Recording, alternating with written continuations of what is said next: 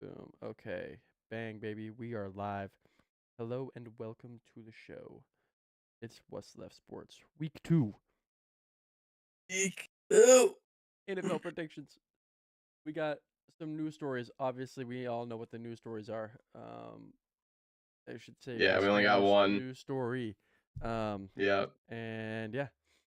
So let's just straight away. Let's get started. We got. Let's start off with NFL Week 2, man. We Okay. we already had a game on Thursday. hmm It was. Went pretty much as expected. I mean, yeah, the Commanders are kind of looking like they have a little bit of a hangover from last season and their success. Uh, we, I mean, dude, the man Micah Parsons looks unstoppable. He looks like he can carry this Packers team to a Super Bowl without the help of anybody else. Like he looks that good, in my opinion. Yeah. He really Honestly, does. for me, I think this game went exactly as expected. You know, the Green Bay is a Super Bowl caliber team. Mm-hmm. Uh, it was self evident from the first, pretty much like the first drive of the first game of the season. Um, I actually think Washington didn't even play bad in this game. I mean, you got to think about the Green Bay defense. I mean, they were already a very tough defense before they got Micah Parsons. So it wasn't really surprising that the Commanders struggled for a week 2 game against that good of a defense. I think it was okay. Like we all expected them to lose, but you got Zach Ertz is very involved in the offense. He looks like Yeah. pretty much in his prime at 34 years old. Really weird. And then Debo looks really great. Mm-hmm. The only thing the Commanders I think really need to work on here is they need to get Terry McLaurin involved more. I mean, the routes that Terry McLaurin's running are very like short game type of things, which is not what he needs. He needs to be more in the middle of the field. He needs to be more of a deep threat, because that's where he's kind of like the most deadly. Um, but this game went pretty much exactly as expected to. Yeah. Same here. I guess one of the other surprises is I didn't expect Tucker Craft to be so crazy in the pass game. I mean, genuinely looking like tight end, probably top 3 tight ends in the league this year for fantasy. That was kind of unexpected, especially from last year. He was more, I mean, he was good last year, but I mean, you can tell he was blocking a lot. And it seems like this year they're like, Tucker Craft's already a great blocker. Let's get him involved in the pass game. And he's really worked on his routes. He's really worked on his hands. And I mean, he's Yeah. bringing down everything that's coming to him. I mean, he is definitely, in my opinion, he's top 7 caliber for sure. This season, I don't know if he's going to be top 3. I think there's, if Brock Bowers stays healthy, if Tyler Warren stays healthy, if Zach Ertz stays healthy, I think those are going to be my top 3 right now. But I think top 7 for sure, and Sam Laporta. I forgot to mention Sam Laporta. I've been seeing people using Tucker Craft as trade bait recently.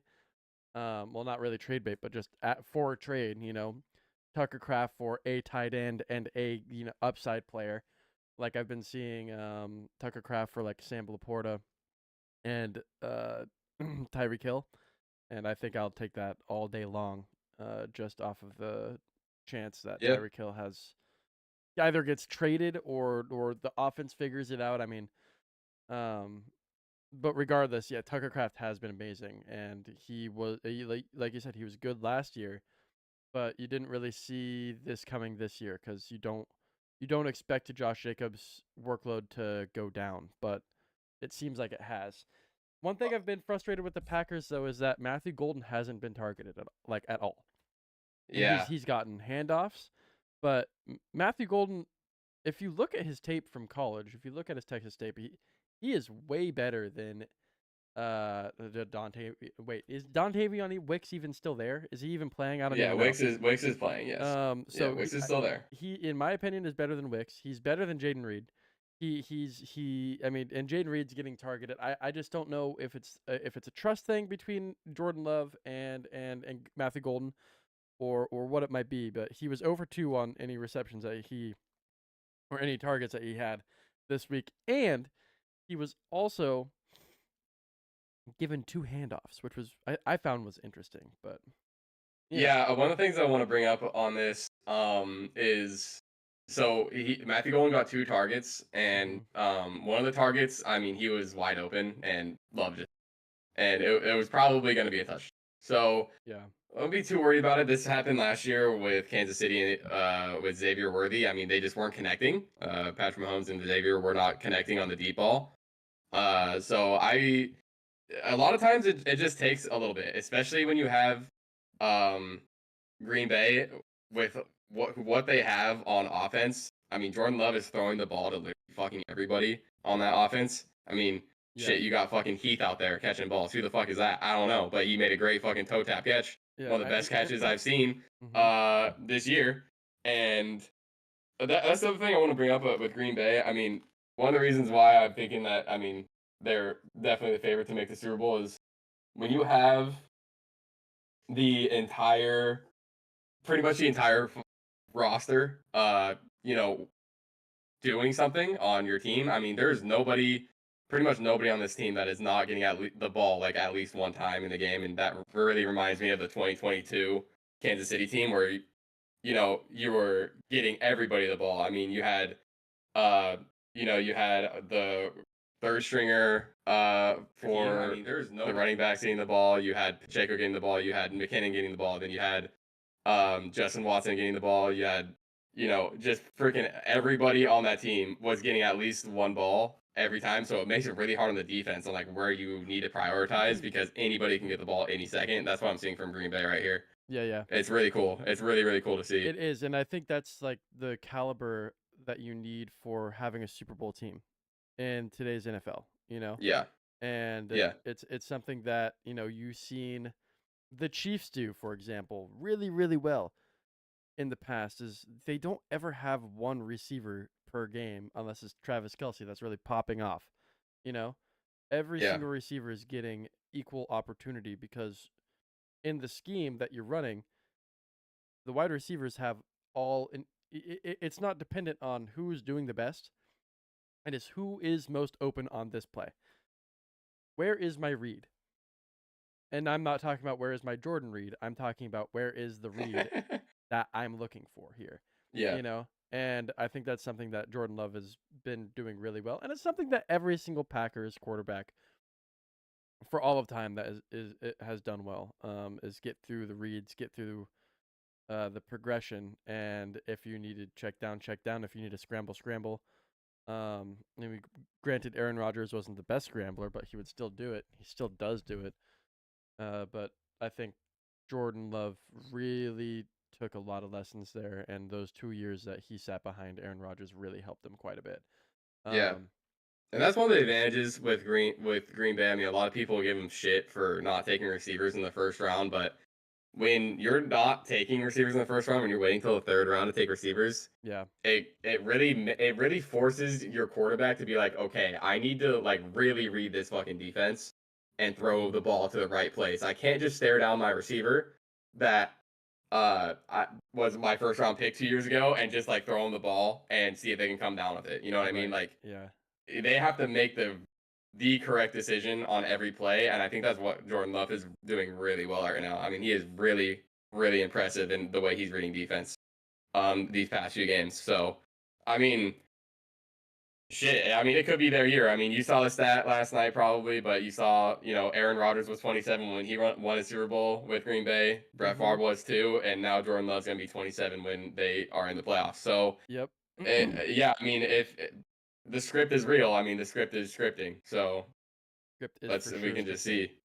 Oh yeah, I would, I did not see that stat, but I'm with it honestly. I think this could be Jordan Love's year. I think also, I mean, listen, every single time you have a quarterback that is destined to make the Super Bowl and you have him in fantasy, your team is probably doing pretty damn good, okay?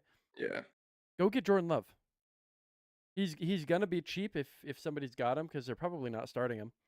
And if he's on the waivers, drop a 20 bag, you know, if you got Fab. And if you don't intentionally get absolutely wiped this week, it's only week 2, you know.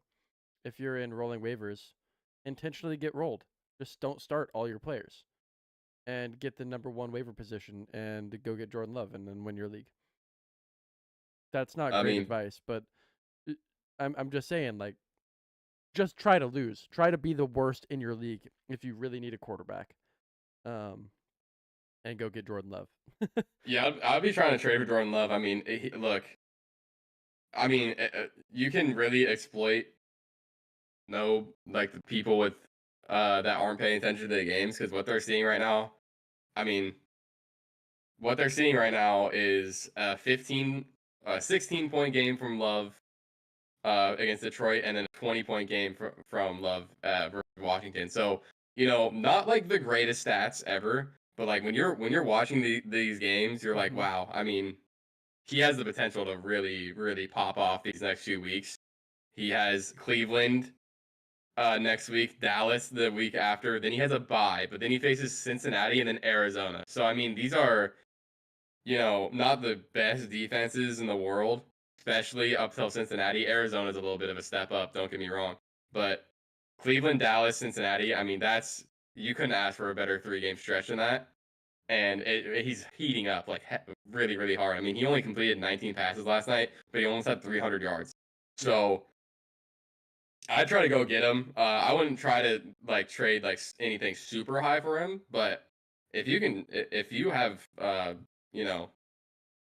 couple guys that are in your flex, or you see that the guy who has Jordan Love, he has a need at running back or something, I mean, I would try to go and get Jordan Love if you can spare this a spot on your team. I absolutely would too. Yeah, I'm with that. Very, very much so. In fact, that's what I want to try to do in our 14-man league is try to go out and get Jordan Love because I don't think he's being started in our league, if I'm not mistaken. Christian has him. He has Jordan Love and Baker. Yeah, and So he I'm has a really tough choice every week. Yeah, and I would rather he would. I mean, I've got Drake May. I'm gonna give Drake May another week to see because I think that Drake May could be one of the best quarterbacks in fantasy this year, just because of his rushing upside. And he's got more wide receivers than he ever has.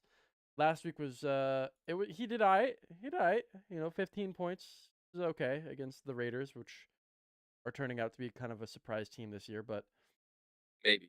um, We'll see. yeah, I mean, after week 1, but against Miami tomorrow morning, which is also kind of turning out to be a surprise that people are already talking about Mike McCarthy getting fired, or Mike McDaniel is what I meant to say, getting fired from this team when he's been kind of a mastermind behind this team. He's gotten really unlucky past few seasons with injuries, but the first season that he was in charge, I mean, this team was good, It was a playoff caliber team, and they were good. And I think they're just a quarterback away that's not Tua from being better. I mean, Okay. yeah, I think, but I think Drake May is just. I think I'm gonna give him another week, give him another shot, see what we got, and go from there. Um, I wanted to ask you, besides for Tucker Kraft, we had 3 tight ends on the waiver. Well, we really had 4 on the waiver wire that people were really looking at, right? Out of those 4 tight ends this week in fantasy, out of the 4 tight ends that were on the waiver wire that people wanted, which was Brenton Strange, it was the tight end from the Saints. God, what is his name? It's Juwan Johnson. Jawan Johnson. You had the tight end from the Browns, who I'm forgetting all the names now. Of course, now that I want to talk about it. The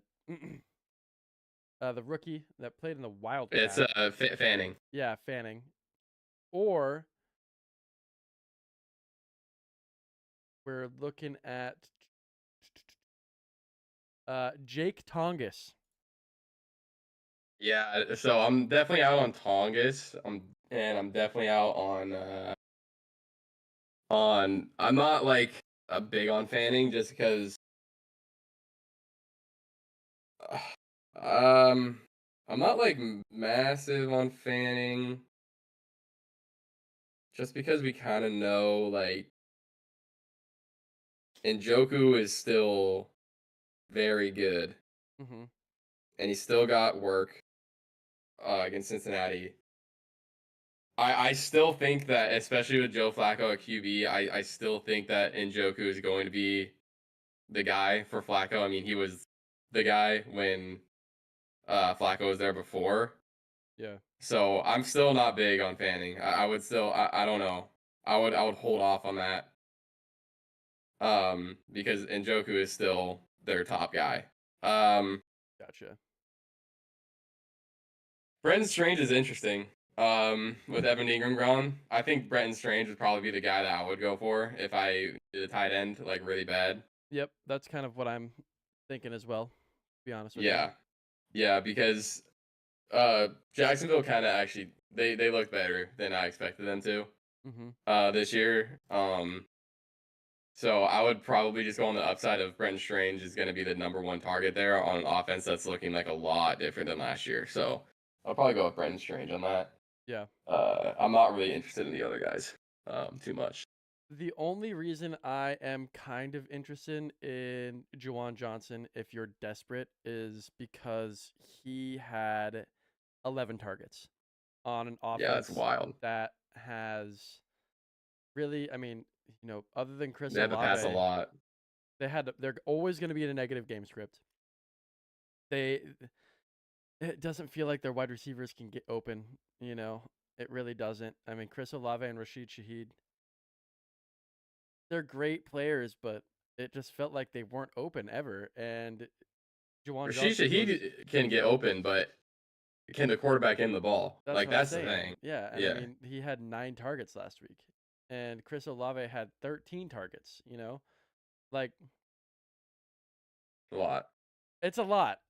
I mean, and do you trust Chris Olave to stay healthy again too? I mean, Well, I mean, it's tough. if they keep throwing him hospital balls, it's ridiculous. Like, Right? Yeah, exactly. And I mean, yeah, I mean, Juwan Johnson's definitely interesting for sure. yeah. If he's gonna get that much volume every week, but I mean, we've seen teams that are in negative game scripts every week Mm-hmm. that have just look at the Jacksonville last year with Trevor Lawrence. I mean, Trevor Lawrence Oh, is totally. way better than Yeah. Rattler, and Yep. last year you didn't want to touch that Jacksonville's offense with a 10-foot pole. No. So I mean, it could just be a one-off. He has a lot of volume. I mean, that's straight up a lot of volume. If that continues this week, I think in week 3, people are really going to be looking at Juwan Johnson. Yeah, I do But too. I just the only person that I'm even like thinking about trusting on the Saints offense is Alvin Kamara. Like that's the only guy that I would really even be touching right now. Mm-hmm. Everybody else is very scary. That's totally fair. Yeah. The other thing that I want to talk about here before we get into our pick'em this week is the Browns. They have an issue coming up this week, in my opinion. They have Quinshon Judkins potentially starting this week, Right. or I guess this week, tomorrow, right? Tomorrow. Yeah. And we were all expecting him to get some sort of NFL punishment by them suspending him for like 2 to 4 games, is what we were thinking. It's not seeming like it's going to happen anymore. And Dylan Sampson looked great last weekend, right? So Mm-hmm. you're looking at this and you're saying, okay, and I mean, Jerome Ford looked horrible. Yeah. But everyone's kind of out on Jerome Ford, in my opinion. Um, but we got Dylan Sampson. Now we have Quinshon Judkins. I don't know what's going to happen here. I think it's gonna. In my opinion, I think what will happen is that Jerome is probably gonna get ousted. Mm-hmm. At some point in the season, go do the RB3 role, and it's going to be kind of how Bijan and Algier were in Bijan's first season. Yeah. So Algier that year got a lot of work, but Bijan was still in the mix. I think it's going to be the same thing. Judkins is going to be getting most of the work, and Sampson's going to be kind of in there. He might steal a couple TD runs. He might be targeted a lot in the pass game. But I think it's going to be a 60-40 split, or maybe like a 65-35 between those two. Yeah, I think I'm with you there. The the experts are expecting Quinshot Judkins to be the number 3 behind Dylan Sampson and Jerome Ford. For tomorrow specifically, but I think as early as tomorrow specifically, we can see Dylan Sampson and Quinshot Judkins kind of take over that committee role between the two of them, and Jerome Ford get ousted almost immediately. Yeah. Right? Which, if that does happen, like, I don't think there's anything wrong with trying to get Jerome Ford out of that situation, and into a better situation overall for himself. I like a backup somewhere would be good.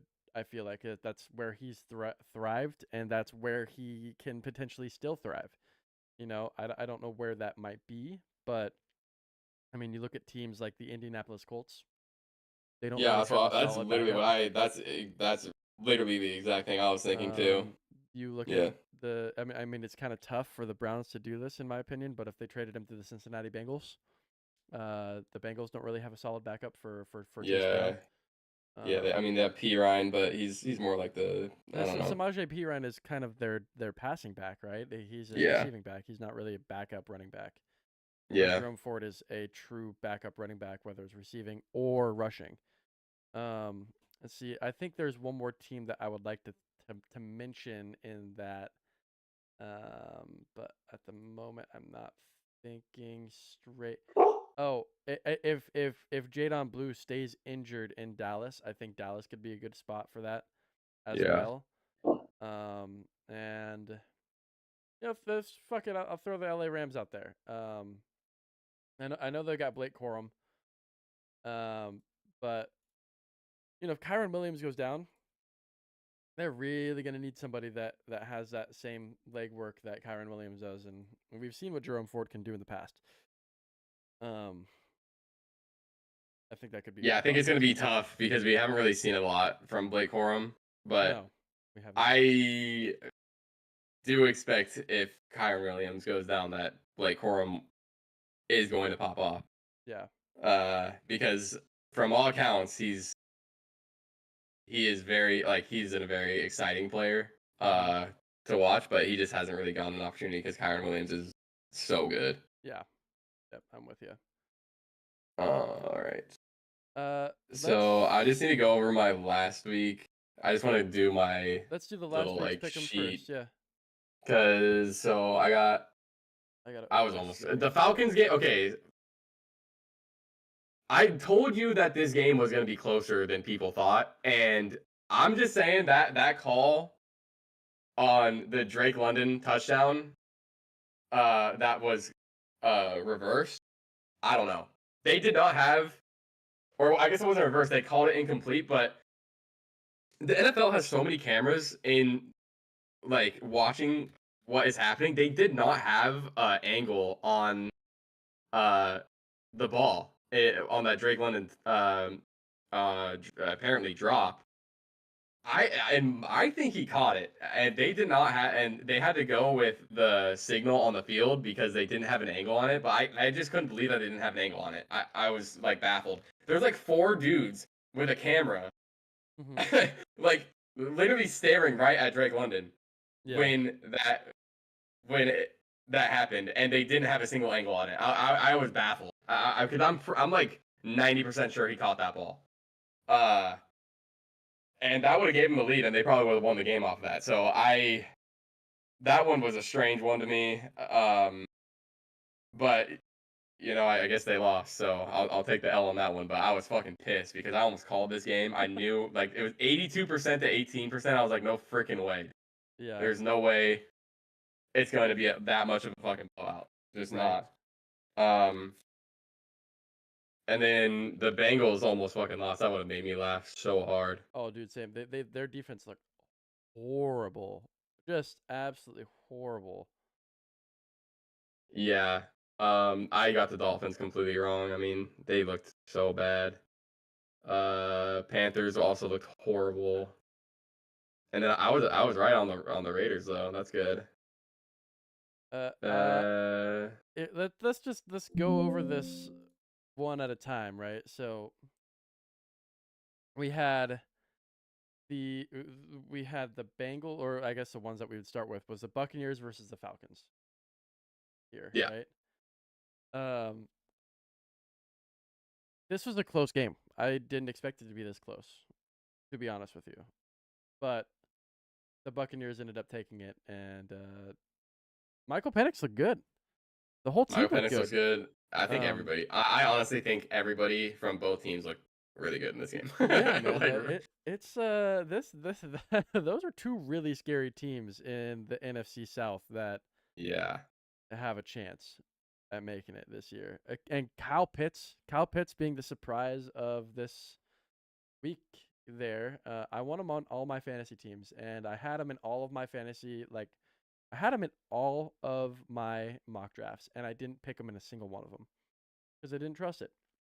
And I should have, because he got 8 targets and he had 7 receptions. And they straight up said, they were like, we're going to target him more. You better go get him. And no one listened. And I'm upset about it. Yeah, everyone looks great in that. And I think Drake London's supposed to play this week. I Yeah, think. he is. And Mooney's supposed to Yeah, be back Darnell too. Mooney is supposed That's to be the other back. thing about the Atlanta Falcons. They did not have Mooney, and they had to play the last like 7 minutes of the game without London. Yeah. This team, I don't know, man. I mean, they were literally close to winning this game Yeah. without London in the last couple minutes and with no Darnell Mooney. I mean, people forget how much of a cornerstone Mooney was in this offense. I mean, Atlanta's scary, man. They got something going there. And They I mean, really, really do. you got to think too, Tampa Bay also won this game without targeting Cade Otton a single time Mm-hmm. and without Chris Godwin. You know, Yeah, no Chris Godwin. And so, no McMillan. and no, yeah, it's true. Yeah, no Jane McMillan. Yeah. So I think both these teams have a lot of scary potential that Yeah. could be really good. Yeah, I think they're going to be an issue for sure in the NFC. We got Cincinnati versus Cleveland. This game was way closer than anybody expected. People were so upset that Jamar Chase and T. Higgins both got outscored by Jerry Jeudy and also got outscored by Cedric Tillman. People were Cedric Tillman pissed. scored more points than both Jamar Chase and T. Higgins combined Yep. by 6 fucking points, bro. And T. Higgins and Jamar Chase were the only 2 targeted wide receivers in this offense. Io Shivas was not targeted. I guess really no one else probably played, to be honest with you. They got like 2 snaps apiece, but Can we also just unbelievable. can we play the clip of sleeper picks before the season? Can we play that clip of me saying Cedric Tillman? Because bro, Oh, he's a beast, isn't he? Sure, he is. Yeah, He's fucking killing. he is a beast, and Yeah. he was what at the end of the season last year he was getting wide receiver 1 opportunity because he was getting more targets than Jerry From Jeudy Jameis was. Winston, yeah. And now going into this season, Joe Flacco is also hitting him with more targets than anybody else. Cedric Tillman has this. He is so good at running the in route. He's open every fucking time, bro, on his like 12-yard ins. It's crazy, dude. It's crazy. Like, he's so good at that route. I don't know. He makes me happy. he's so good. He's so tall too, man. He's crazy tall. Yeah, he's good. I made sure that in 2 of my leagues I went and picked up Cedric Tillman, and I think he's a pick up and start kind of situation for me this but I should have went out and I've had him in Dynasty for 2, but I should have went out and picked him up because I think Waddle's kind of not good right now. Speaking of, I don't know, is there anything else you really want to get into in this game? We kind of already talked about. Only one more thing, and that is Noah Fant coming in from the Seahawks to the Bengals and immediately making a difference by Mhm. getting more targets than Mike Gesicki, who, ever since he left the Dolphins, it just hasn't looked good for him. But Noah Fant coming in, He was the tight end it's 2 last year for Cincinnati, yeah, he was, but he got a and lot of work hmm somehow. but no, Noah Fant is coming in is already finding the end zone, getting 4 out of 5 receptions. Um, yeah, that's all I really have to say. I mean, Noah Fant is gonna probably be their tight end number one, and on a passing heavy team like that, maybe you kind of might want to put him on your team. You might want to see what happens, but say he's fucking 6'5", 250, and the Yeah. dude's still fast. So And let's just remember this is week 1 too. Like, don't like be too worried about Cincinnati. They got the win, which is yeah, really important because last year they did this same exact thing. They started really slow the first 5 weeks, yep, and then they missed the playoffs because they went like 1-4. yep, They cannot have that happen again. They have to find a way to win the early games because they know they're gonna heat up at the end of the season, and they need to make the playoffs this year.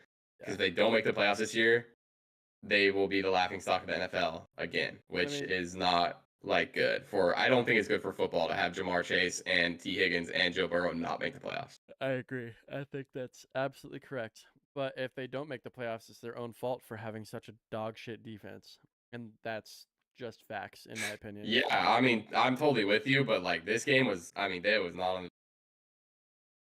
And Cleveland could have won this game easily. Oh yeah, Unfortunately, we had for all I want to say about Cedric Tillman and Jerry Judy, like they played really good. They had 2 awful mistakes. They gave the ball just pretty much just gave the ball on a silver platter to the defense on 2 of they Joe really Flacco's did. passes. Joe Flacco ended the game with 2 interceptions, both not his fault in the slightest. Both perfect, pretty much picture perfect passes that were just tipped up and given to the. So yeah, yeah, it's not good for fantasy. Like I'm still all in on Cedric Tillman and Jerry Judy, but they got to clean that up for sure on Yeah. Cleveland. Yep. Um, and I love seeing Dylan Sampson getting 8 receptions out of the backfield. Yeah, yeah, That's and crazy. keep yeah, and that's gonna be normal. That's what Joe Flacco does. I mean, we saw that with Ford Oh yeah. when he was playing over there. I mean, Ford was getting a ton of work in the backfield on pass. So Flacco loves to hit his running backs off the chip block and then turn around Yep. like type of passes. So The next game here we got yeah, Miami Dolphins at Indianapolis. We did not expect this game to happen the way it did. I think both of us did not. We yeah, had the Dolphins yeah, absolutely getting shit stomped by Indianapolis, and really not even looking like they wanted to be out there, man. Tua Tagovailoa, the first 2 drives, goes out and throws 2 stupid interceptions. Um, yeah. and I mean, their backup ends up coming in, Zach Wilson, which is wild to say that Zach Wilson came in to this game. And I mean, I don't know what you say about him, but the rest of the team looked okay. I mean, you had Devon Achan did what he does, just fine. Tyreek Hill and Jalen Waddle both they they both get some receptions, but their defense and their offense just was not in the game to be able to compete. You know, whereas I mean, there you can't say enough about Indianapolis. Daniel Jones comes in, looks amazing, looks like the best he's ever looked. Looked like he was exactly what the Giants wanted him to look like before the Giants gianted him out of the Giants. Um, Jonathan Taylor looks awesome. Just still not getting any touchdowns, but coming off of that injury, he's still looking good. 18 carries for 71, 3 for 3 receptions with 27 yards on that. Yeah, Michael, I'm really happy with that. To be yeah, honest, man, without a absolutely. touchdown, that's a good stat line. That's a He's very great. solid stat line for where you drafted Jonathan Taylor this year. Yeah, I'm alright with that. and I think the wide receiver room for the Colts is still going to remain the same. You're still going to get that one random wide receiver out of Michael Pittman, Alex Pierce, and Adonai Mitchell, and Josh Downs to get um, the majority of targets and the touchdown. Week by week it's going to be different. You're just throwing random dice at what it is going to be. We're gonna have a disagreement here because Yeah. I disagree because I think that was how it was last year because Anthony Richardson was a quarterback and he Hmm. was unreliable. He didn't really know where he was going with the ball, and that's why you had uh, a random receiver popping off every week. Because Right. like if you looked at it, it was like there was times where Anthony Richardson would just throw the ball up and then Alex Pierce would come down with it.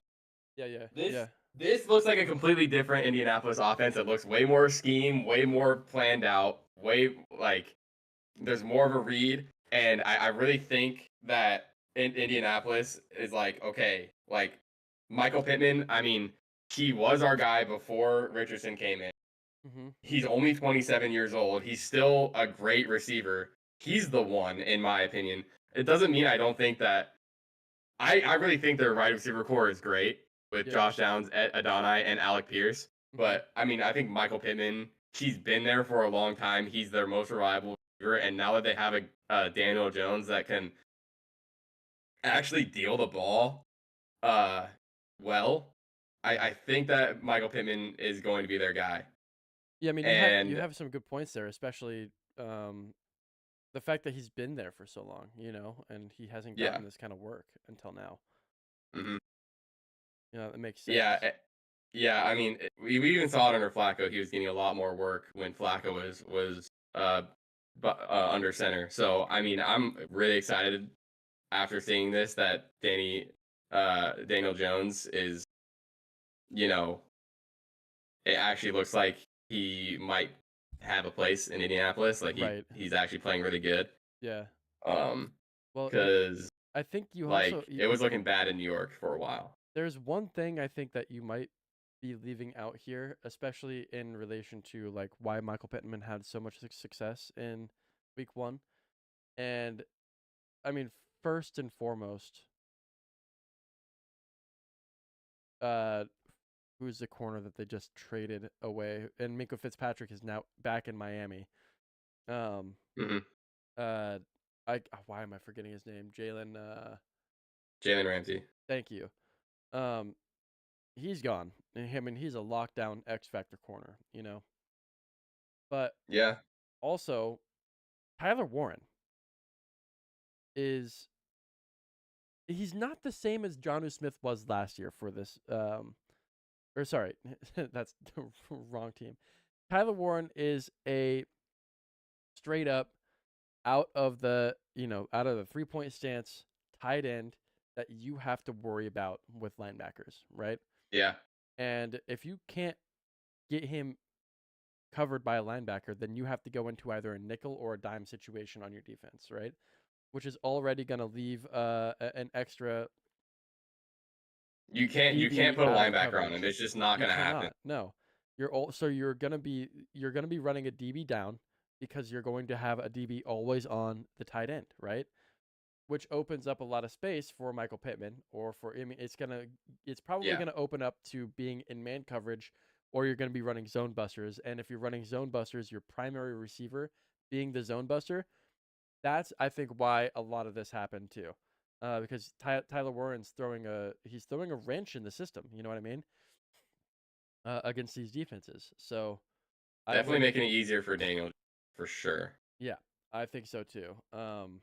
Piggybacking off of that point too. I mean, I mean, dude, I mean, we were both going off about it in the offseason, but I think that's where Miami really screwed up is at the tight end position. They finally were kind of getting in the I groove with know, Jonnu man. Smith, Yeah, and he was playing really well, and it was opening up Tyreek Hill.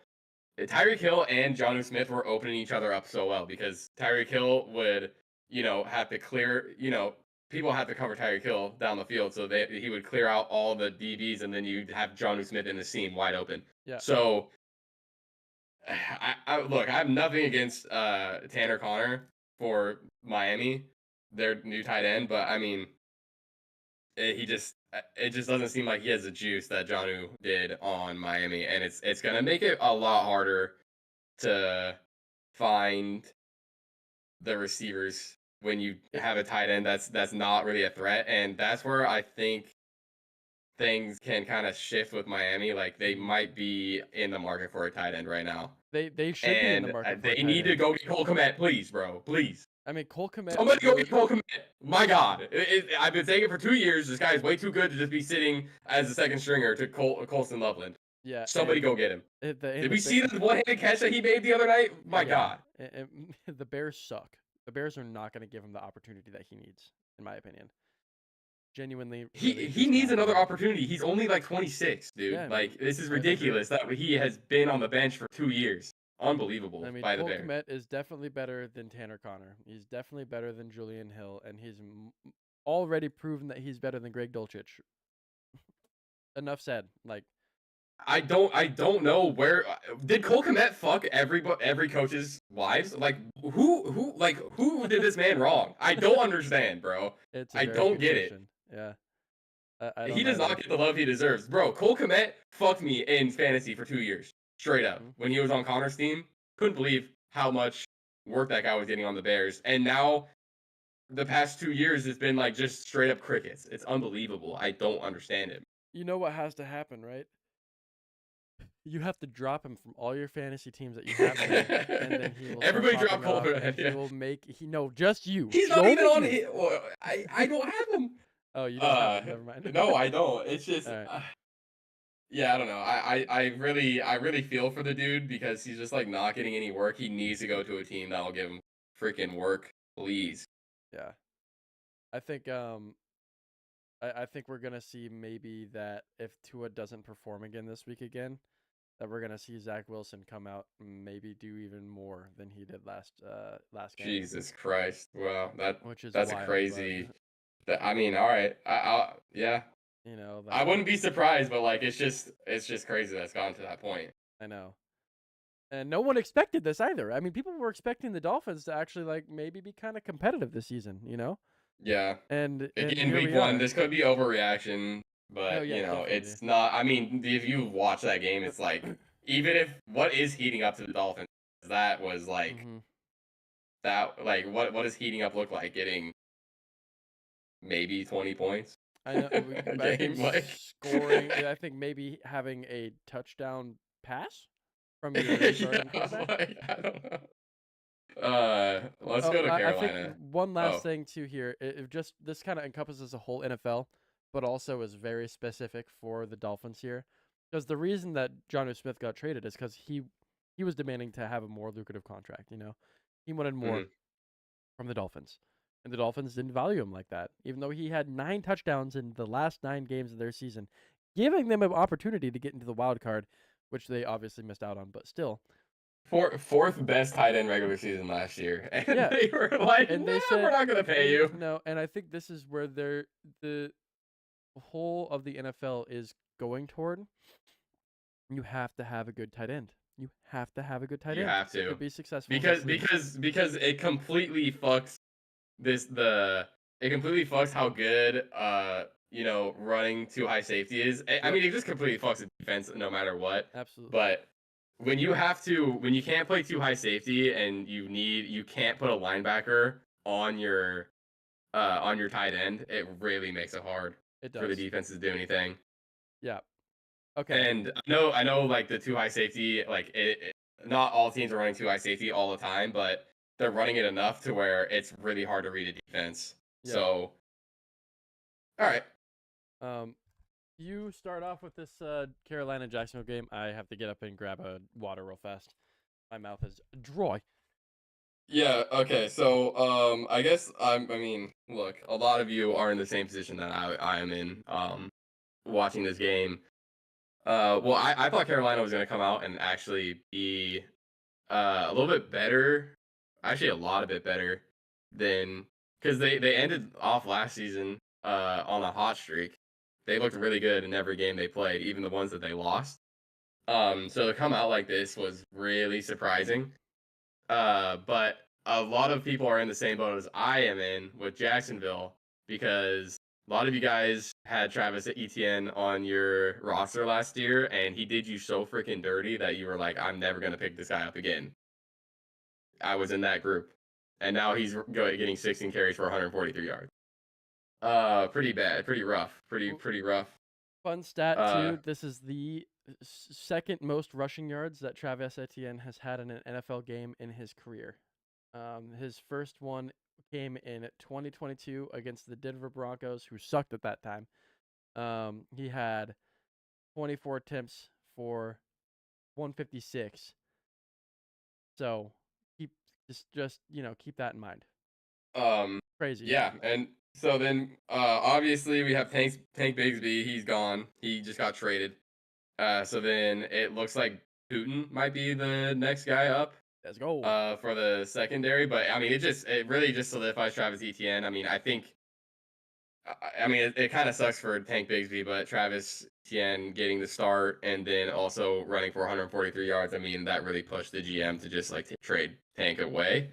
But you know, it is what it is. If you look at the two running backs in this game, we have Chuba Hubbard and then Travis Etienne. I mean, if you have both of those guys right now, you're pretty high on life because both have. I mean, Chuba Hubbard getting 5 targets out of the backfield, bro. I'm buzzing for that. And then you got a touchdown from Chuba, and he's getting a lot of work in the run game too. They only scored 10 points, and the only guy that was really doing anything productive was Chuba. Tedero McMillan had 9 targets, so you know he's gonna be the one there. I mean, I don't think it's a question. And then they're kind of getting Hunter Renfrow a little bit involved. I would just keep giving Hunter Renfrow the eye because Adam Thielen was really productive on Carolina's offense last year, and Hunter Renfrow is definitely just gonna be stuck in that Adam Thielen role on Carolina. So we'll see what happens there. There's a couple of points that you got to make about Hunter Renfrow in this game too. If you watched it and you saw the passes that Hunter Renfrow caught, they were 2 like little short, quick pass, need a first down now routes, right? The ones that were missed were way overthrown, and they were deeper routes for him that could have gotten him a lot of work here. I mean, I'm talking about like 9 to 12 points. I'm not talking anything crazy. I'm not talking about any touchdown, but you're gonna see that Hunter Renfrow, if there's gonna be more goal line opportunities that they need to pass in where the running game is getting stopped more, you're gonna see Hunter Renfrow get some goal line targets because the dude is so quick and so. I don't even know how to explain it, man. He is so good in those quick route situations where he needs to create separation to get a short pass. Extremely good, yeah, and he's extremely good goal line red zone target. I think a lot of people that aren't, that play fantasy football like casually and they don't watch a ton of the games, they don't really understand why we're talking about Hunter Renfrow so much. So the reason why we talk about Hunter Renfrow a lot is because he used to be on the Raiders. I mean, he was very, very good. He had 2 years there on the Raiders where he was top 15 wide receivers in the league for fantasy points.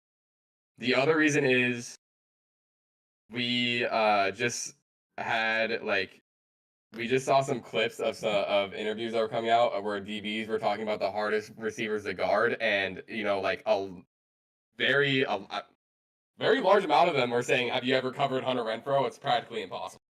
So that's kind of why we're keeping an eye on him a lot. I don't think you need to make any moves to grab him yet, unless you're like in a really deep dynasty league. Then you need to go and grab him. But you just got to keep your eye on him because he could have a very large role in this offense come week 7. Yep. That's all I got to say about this game. All right. Are you trading high for Travis Etienne right now if you want him? I'm not trading super high. I don't really know where I'm at on trading him. It would depend on your need if you really need a running back. I think right now, I think a fair trade for Travis Etienne because of what he did last year. I think a fair trade would be like if you need a running back and you don't really need a receiver. I think the comparable wide receiver to RB, I think it would be like trading Michael Pittman for Travis Etienne. Okay. I think that would be like where I'm at, like on a wide receiver to running back trade. Right. I do have breaking news from the Fantasy Docs. I don't know if you know who the Fantasy Docs is. Okay, go ahead. The Fantasy Docs has footage from the Las Vegas Raiders practice today, and Brock Bowers is not suited up, and he is in a full PCL brace. Oh. So maybe looking at Brock Bowers. Yeah, I mean, he didn't practice yesterday. He didn't practice Wednesday. He didn't practice Thursday. He's at walkthroughs today. He has his jersey and shorts on, but he's in a full PCL brace. I'm not saying that he's not going to play. I don't know if he's going to play or not. But if you are, I mean, and we might not get an announcement until like right before the game tomorrow. It sounds like he's not practicing. They're trying to get him to play on Sunday, or on Monday. Sorry, this is a Monday thing, right? Monday at 7 p.m. By the way, it's late as hell. So if you're banking on Brock Bowers playing, and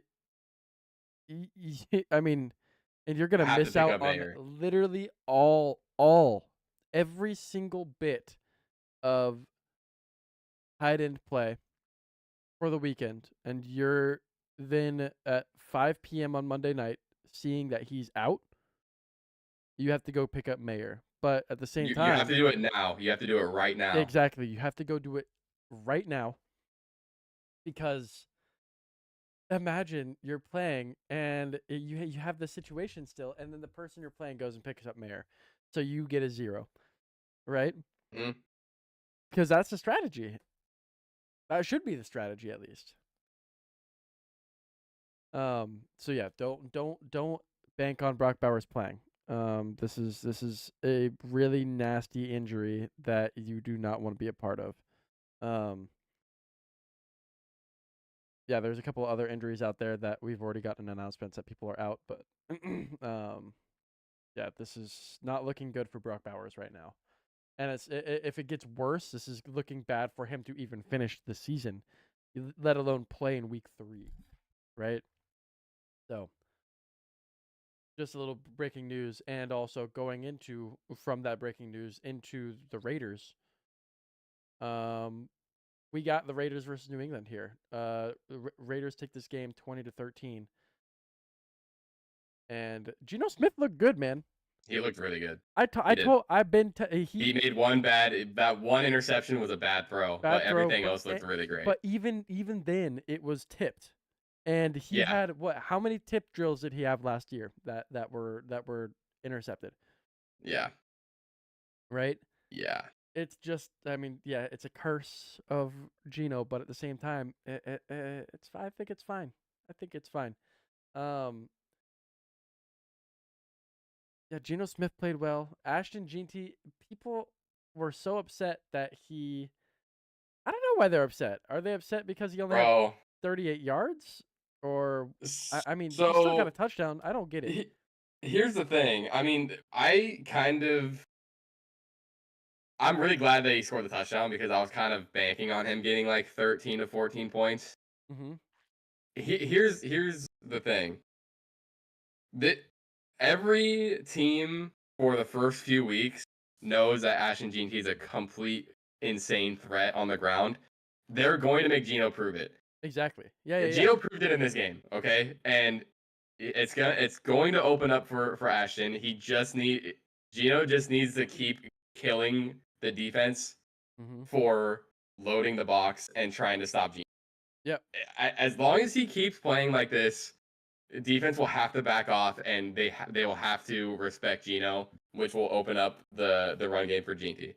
Okay, people need to calm down, and they just need to give this a little bit of time. Also, Jeanty's a rookie, so just give him a second, okay? I think, when you have people complaining about all this stuff, when they're like, "Oh, Ashton Jeanty is bad" or whatever, there's two possible two possible things that are happening here.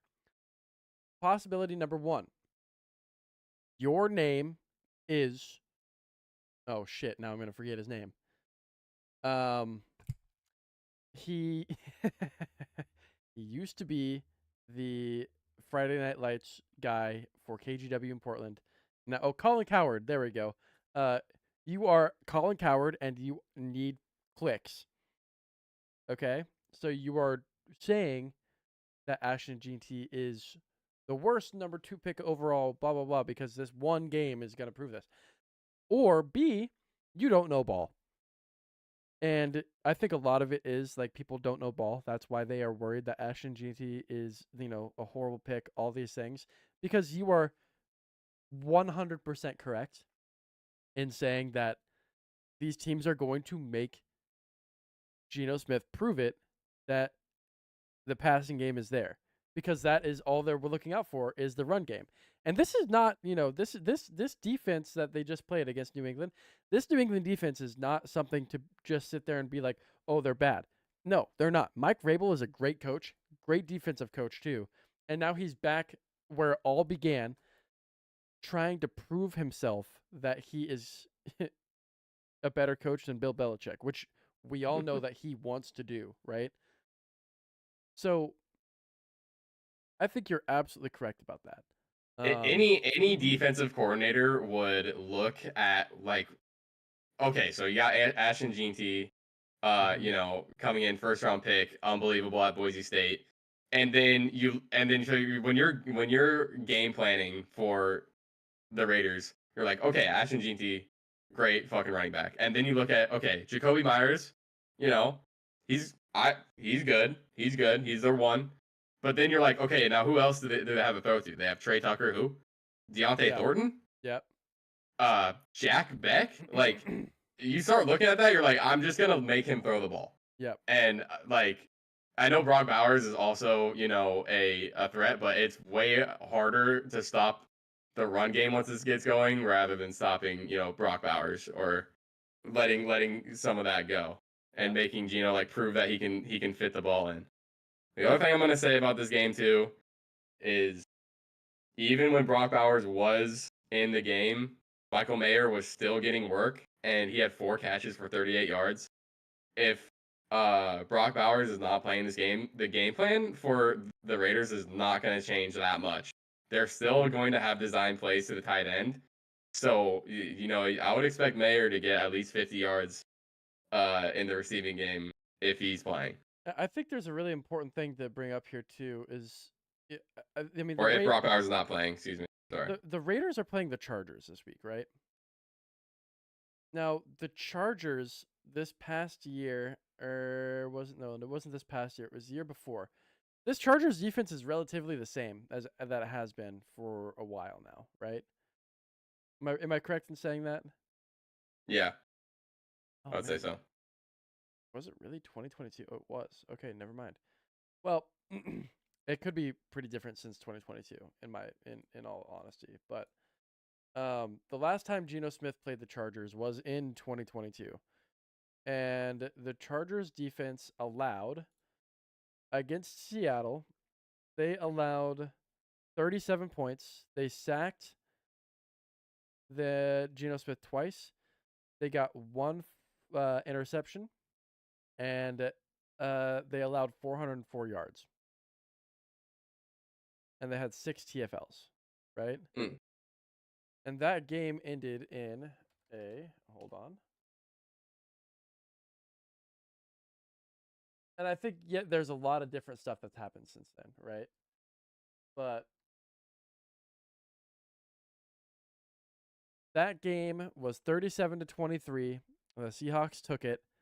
And the box score of that game, we had Geno Smith throwing for 210 yards, 2 touchdowns, and 1 interception. It's fine. That's pretty typical stat line. But Kenneth Walker III had 23 carries for 167 and 2 touchdowns, right? That was his rookie season. What are we thinking? Personally, I'm thinking we could probably see the same thing happen with Ashton Jeanty against that Chargers defense. Yeah. Especially because this past week, the Chargers defense really was focused on the pass, right? And they Mm, couldn't stop Hollywood Brown. yeah. Because Pacheco and Kareem Hunt didn't do a whole lot. But if they've got a and over the past season, we don't know what they were looking out for. But Well, look, yes, that is true. Um, but you also have to remember, during that Kansas City game, it wasn't like, oh, they couldn't, like, the running backs couldn't get anything. We were down by 3 points. The Chiefs were down by 3 points, yeah, there were negative game and scripts. they Yeah. immediately abandoned the run, which Mm-hmm. is something that I really hate that teams are doing nowadays, is getting down by like a couple points and being like, I'm not running the ball anymore. Yeah. Good teams don't do that. So No. I will say they didn't really get an opportunity. They didn't get much opportunity to run the ball, because they decided, they just decided not to run it. I mean, look, they ran the ball 10 times the whole game.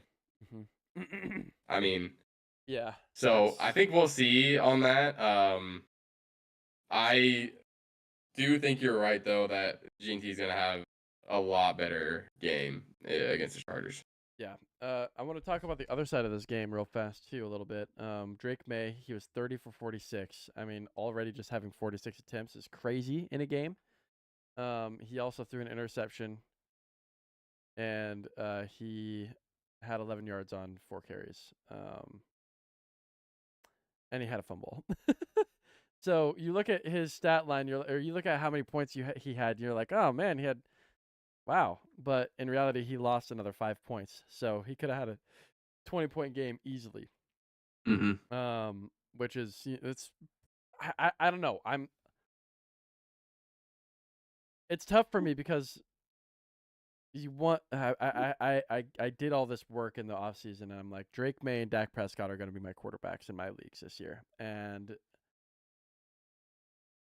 I don't know. We'll see what happens, but Trayvon Henderson, rookie out of Ohio State, one of the rookies out of Ohio State, I should say, looked fantastic in this game, in my opinion. He didn't score a touchdown, but he he only had 5 carries out of the backfield, where Ramondre Stevenson had 7, and he had more yards on those 5 carries than Ramondre Stevenson had. And they got in a negative game script pretty quickly, but Drake May found a way to give him the reception still, and he was 6 for 6 for 24, which is pretty damn good too. But the thing you got to come out of this game with is that Kayshon Boutte, this is their guy. He could be their guy, Stefon Diggs looked slow. He didn't look bad, but he looked slow. Demario Douglas looked all right. He still had a touchdown in the game, and Negative 2 yards and a touchdown. yeah, I Crazy. know. It's funny. People were saying that Demario Douglas, in order to have a 1,000-yard season, he's got to have he's got to get 1,003 yards now. But and then Kyle Williams didn't really get an opportunity to flourish, in my opinion, because he only had that one reception for 12 yards. I still think that Kyle Williams, if something happens to one of these wide receivers, will have an increased role, and he can prove that he is really, really good. But I think if you've got a taxi squad, put him in the taxi squad. But if you don't, get him off your team until it happens. And then Hunter Henry, man. If you're hurting for a tight end, go get Hunter Henry, because he's going to get a lot of work this year. Yeah, I think with Stefon Diggs and Boutte, I think they are going to be like interchangeable this year with because I think either one of them is going to have this box score, like 6 of 8 for 103. I think that could go to Stefon Diggs next week, and Boutte's going to be the one with 6 for 7 for 57. Yeah. It's just depends. But I'm not really sure who the one's going to be. To be honest, I mean, I wasn't really expecting Boutte to really go off like this, but I mean, if he keeps going, I mean, shoot, Yeah, why not? I know it. It's really just it's anybody's game. It's anybody's position right now to try to take that one spot. So all Makes right, sense to me. let's go to the Arizona and New Orleans. Yeah, this game was a lot closer than everyone thought it was going to be. And I Hmm. love that because Cardinals I think are a really bad team. I really don't think they're going to be good this season at all.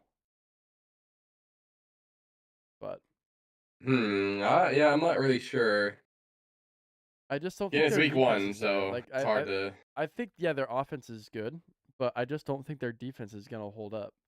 You know, like I get that you're going up against Alvin Kamara, but the fact that Spencer Rattler is kind of spreading the ball out so far against this defense, against the secondary, and I don't know. Maybe Spencer Rattler has grown since last season, but man, Spencer Rattler looked horrible last year. Horrible. So I don't know. I don't know. And he threw a hospital pass to Chris Olave in this game. Like Yeah, this guy cannot catch a break with hospital passes.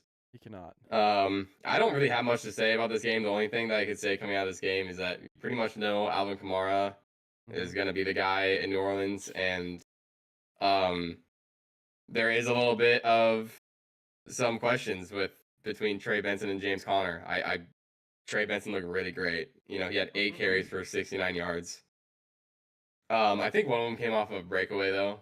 Um, but still, I mean, Trey Benson's been with the team. This is his second year with the Cardinals, and you know they were kind of expecting him to kind of flourish into their number one back. But James Conner is still holding it on to it. We'll see how long that stays. Yeah, yeah, I man. It's still I still like James Conner a little bit more because of his. If anything, he's going to be at least getting 60 to 70% of the snaps, and he's going to get every goal line snap still, in my opinion. But hmm Trey Benson is still he's right there. He's definitely right fucking behind him, breathing down his neck. So yeah, see, yeah, man. It's gonna be interesting. I mean, James Conner is getting older, 30 years old, which for a running back, unless your name is Alvin Kamara, is kind of a death sentence sometimes.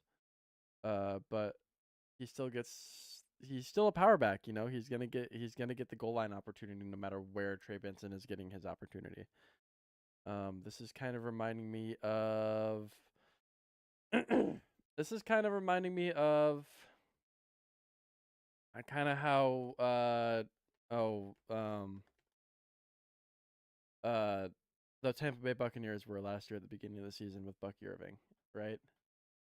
He wasn't getting the opportunity until he was, and then when he was, it was pretty obvious where it was. yeah, yep, So this could be a very similar situation. And if you've got Trey Benson, hold on to him, man. Hold on to him. Wait till he's a running back one, and you're gonna flourish, in my opinion. That's all I really okay. got to say about this game. Let's go. Yeah, Pittsburgh and Jets probably Yeah, one of man. the most electric games of Well, week one. when during the game, I was sitting there and I was like, man, this is the game of the week. This is awesome. Oh This is a yeah, great game, dude. But obviously, it was not. yeah. Um, No, but dude, honestly, I mean, I love to see this because I was really, really hoping that Justin Fields was gonna take off in yeah, this first game, and he did. I made a really, really bullish call on taking Garrett Wilson early because he's kind of like the only guy that's gonna be catching anything. And this first game, it looks like it's paying off. I mean, Garrett Wilson had a really good game. He dropped that last pass at the end of the game. That was really tough on the fourth down. But other than that, fantasy production wise, I mean, it's looking good for the Jets. yeah. It really I is. mean, there's nothing really that much more to say about it. Like we know where the ball's going. Like we Hmm. know Brees Hall's getting the ball. I mean, 19 carries is crazy. Yep. So much volume, and then Justin Fields is going to be running, so he got 2 rushing touchdowns. We knew Garrett Wilson was going to be their real only target in the pass game. Um, and everything kind of went how we thought was going to go for the Jets. Which is good. I mean, they played better than we expected it to be honest. Yeah. I think the same goes for the Steelers. They played better than we expected as well. Aaron Rodgers looked pretty good. He was definitely throwing some dimes out there. Uh, and then Jalen Warren is definitely just taking over the backfield for sure. He wasn't super productive, but he did get the TD to kind of save the week. So people were happy about that. Calvin Austin, I mean, obviously he's so sneaky in the slot, and he got past the defense a couple times. DK had 83 yards.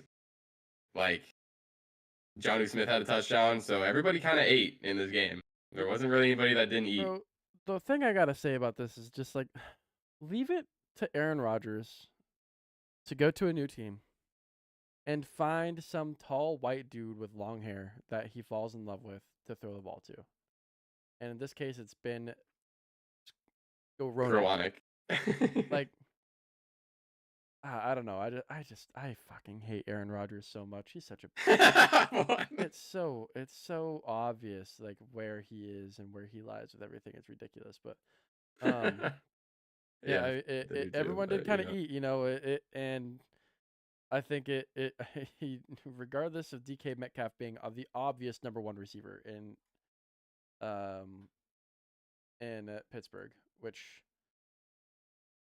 is whatever. I think he got to look at Calvin Austin because he's just a good slot receiver, He's I mean he's really sneaky, and when you have a guy that commands so much attention like DK, he got behind the defense a couple times, and the DBs were looking fucking confused to how he got there. So absolutely, yeah.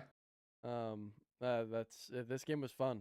I'm excited to see both these teams keep on playing, but the only thing that could have made this game more fun was if the Jets won. That's really it. I mean, everybody was rooting for the Jets. Unfortunately, like they unfortunately lost, but I'm sick and tired of seeing Aaron Rodgers succeed with other teams, though. Like it is really pissing me off. I don't usually hope this like for really a whole lot of people, but I really hope that something happens, man, and he does not able to play anymore this year.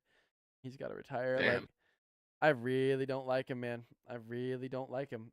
I'm just done with him, Yeah. Like I think a lot of people have the I'm done with him. I wish he would have retired after last. Yeah, and I'm not saying that he's a bad player or anything. I'm saying it because of his personality, He's just let's go so self-centered. Let's go to the Giants in Washington. This is not the Washington game that just was played. Right. I wouldn't say there's really too much to say about this game. Nah. To be honest, like the Giants looked not very good other than Malik Neighbors getting 12 targets. Crazy. Wan'Dale Robinson seems to be the wide receiver 2. Kind of like what you predicted with him being the wide receiver 2 there, getting a lot of work. The Giants are going to be in a negative game script pretty much all the time. So expect them to get a ton of both. I think their top 3 receivers to get a lot of targets. I know Darius Slayton didn't do much this time, but I would expect him to get at least 4 targets a game. Wan'Dale probably 6 targets a game. Malik Neighbors is going to get probably 10 targets a game. It's kind of be what the breakdown is going to be there. Yeah. Tyrone Tracy and Scatabo is going to be a very interesting backfield because it's like who's going to be more productive.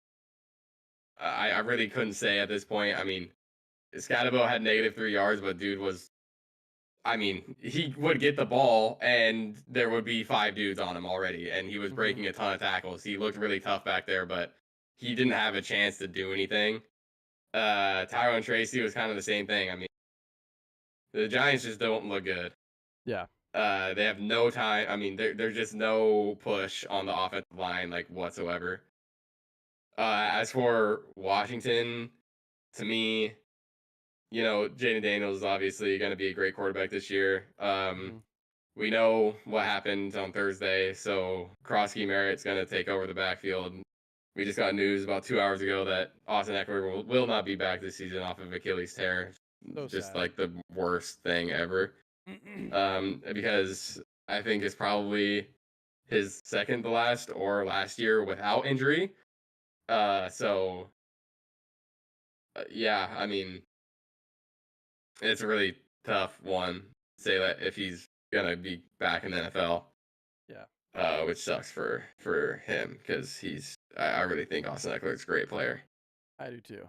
I really. Uh, and then off of the last two games here, I mean, Terry McLaurin is just he's really not getting a ton of work because they're just kind of giving him the dink and dunk passes where they're giving Debo a lot more work within the run game and the screen game.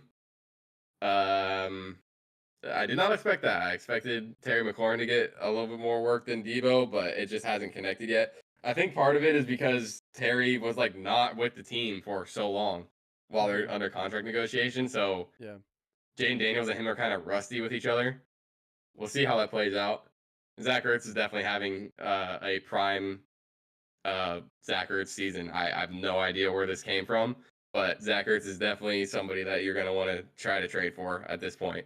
I agree. Him and Jaden Daniels are on the same page completely, and it's a kind of a crazy thing to see how well they are communicating with each other during the play. it's kind of wild.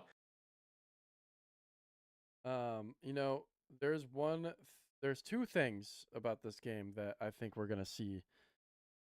First of all, pull up the clip of me saying Wan'Dale Robinson is going to have an increased role in this offense this season.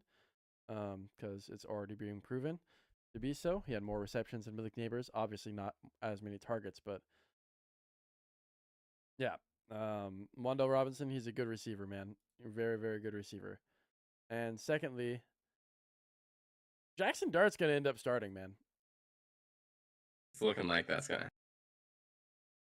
And to be honest with you, I don't know why Jameis Winston's on this roster if he's not going to be a backup.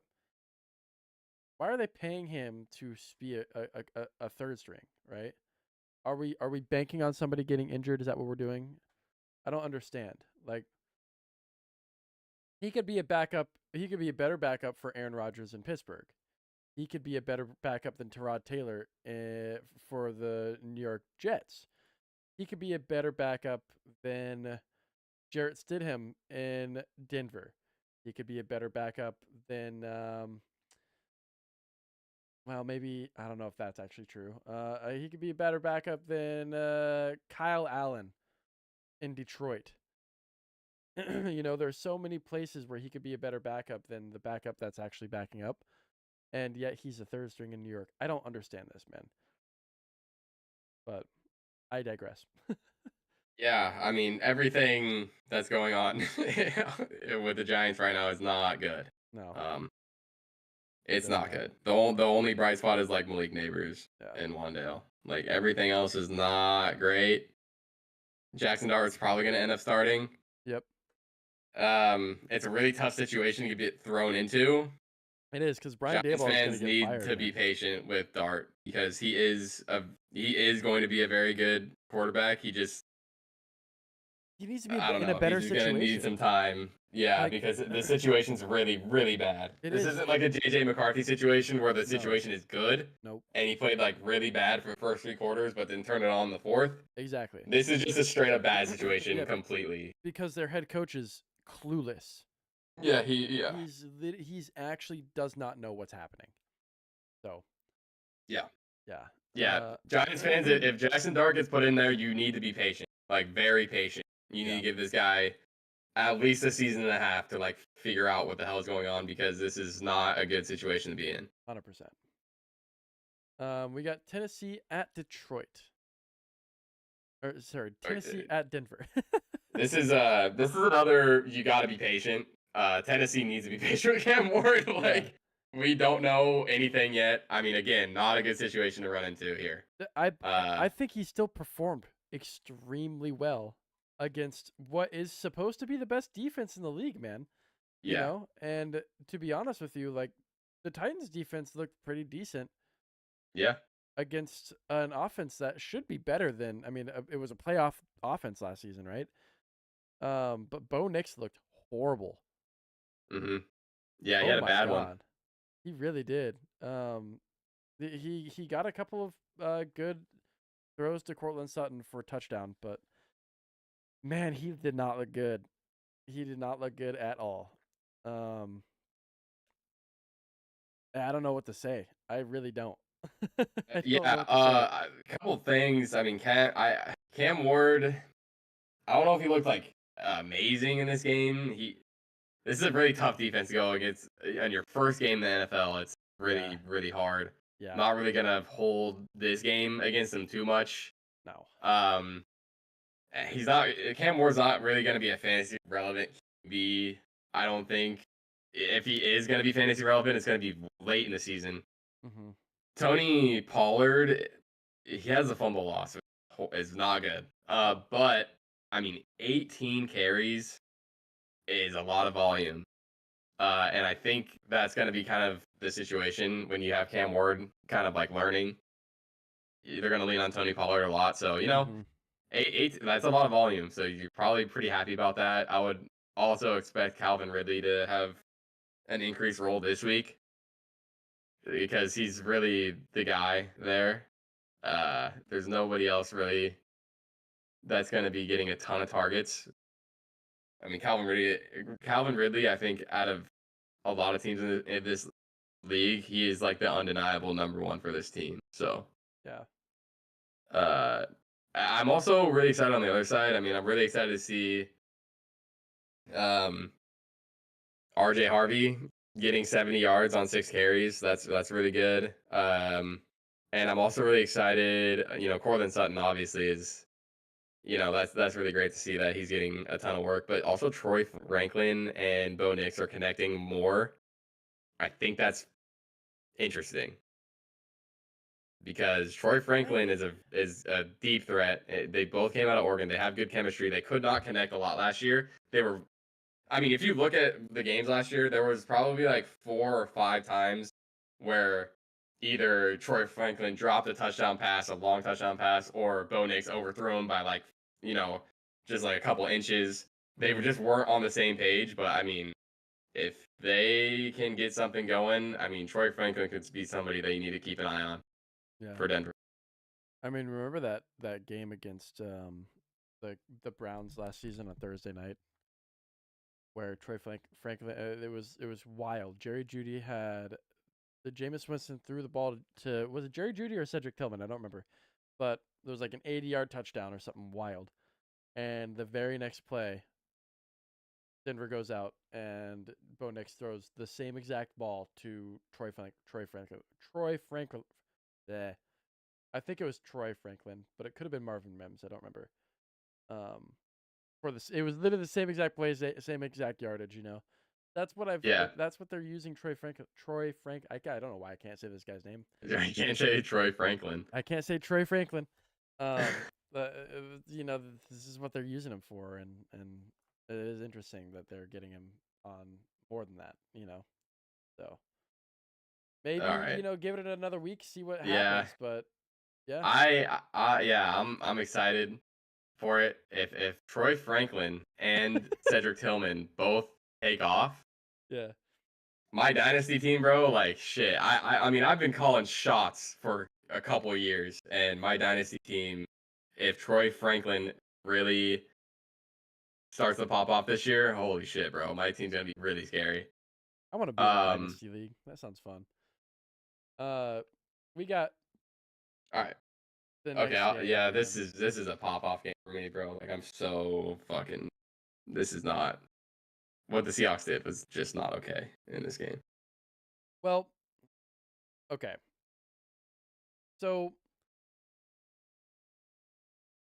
it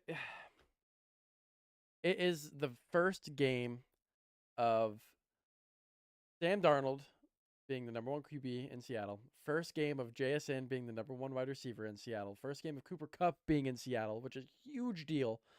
And we got rid of Noah Fant, and we're going with Eric Arroyo, which is a rookie. AJ Barner, who we just got last season as a rookie. And it is of course the first season back of the new LOB because this defense is fucking good. I don't give a Yeah, shit what anybody has to say. This defense is legit. They are good. Listen, we're coming out of this week with a loss, okay? And this defense injured Brock Purdy, and Brock Purdy's out indefinitely. This defense banged up Christian McCaffrey at the end of the game. This defense banged up Sky Moore and caused him to fumble. This defense banged up Juwan Jennings. And this defense put George Kittle out for the next 5 weeks because he's on IR now. Yeah, Legion of Boom is definitely might be making a comeback here. I think it could be too. I mean, this team, this defense is looking really legit. It's looking really good. But yeah, man, the offense. Listen, okay. So I feel like Clint Kubiak in his first game here was really, really struggling with the fact that he didn't want to look too much like Ryan Grubb. Okay. And I feel like he was trying so hard that he eventually came full circle to looking like him, because we looked like we didn't know more than like 2 packages. Okay. And granted, like, this is one of the reasons why I hate having divisional games the very first week. And this doesn't only go for the Seahawks, this goes for everybody. And I think the Seahawks and the Detroit Lions and oh,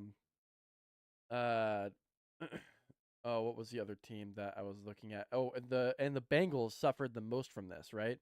Granted, the Bengals ended up winning their game, but it looked like all 3 of those teams were only using like maybe 20% to 25% of their playbook because they don't want their whole playbook out on film, right? Granted, this went to the detriment to the Seahawks, and it went to the detriment of the Lions because both teams lost. But it really sucks that we were using like 20% of our playbook, and at the same time, we almost won this game. Yeah. Like, this game was very close to being won, and I don't think we should have passed the ball in that play. Once again, it's just like the curse of the Seahawks. We don't pass the ball on the goal line, brother.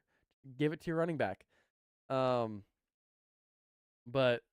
I have hopes for next week. I have hopes for this week, and man, we gotta not target JSN 13 times. We got to get Cooper Kupp the ball a little bit and give him some opportunity to do some stuff. And we got to get the tight ends more involved too, because we're giving the tight ends 3 looks. That is not enough, and we got to be more successful in offense so we can get everybody more looks, because we only ended up with what? 23 plus 12 is 35 plus 10 is 45 plays on offense plus. Hold on. No, plus 1. 46 plays on offense. 46 plays on offense, and we're almost winning this game against what is supposed to be like a Super Bowl contender for some reason. Yeah. Like, I don't know. I think all of the professionals, quote unquote professionals, all of the talking heads around the league have the idea of this game all wrong. I think they got to be looking at San Francisco with like under a deep lens, a deep microscope, and being like, what in the world is wrong with this team where they almost got beat on 46 plays when, I mean, Brock Purdy had what did he go? What was his stat line here? 26 for 277, 2 TDs, 277, 2 TDs. He had 11 less plays to pass than the Seahawks did overall, and he only scored 3 more points. Like, there's a serious issue with that team if that's all they're scoring on 35 attempts at passing. And Christian McCaffrey having 22 carries for only 69 yards and 9 of his 26 receptions. I don't know, man. This San Francisco team has a lot to answer for their fan base than the Seattle does for theirs, in my opinion. I'm not happy with this game because I think we should have won. I think we should have won no problem. But I'm happy in the sense that the Arizona Cardinals look like shit. San Francisco 49ers look like shit. And the the LA Rams didn't look all that good either, you know? I think this division looks Yeah, wide open. I think you're right. I mean, I think the JSN like getting targeted 13 times off of 23 passes. I Yeah. mean, Yeah, that's that's a little bit rough. yeah. It's really rough. Yeah. Um, Kenneth Walker needs to play better. I mean, to be honest, the offense in general needs to play better because from what I saw of this game, it was like literally 3 and out like every freaking drive. Yep. So they need to play better. The other thing here is, look, okay, look. There's one person that would look really good in the Seahawks jersey, bro, and you already know where I'm going with this. It's Cole Kmet. Please, please, please, trade for Cole Kmet. Oh my fucking god, bro! Yeah. Please, somebody make the decision.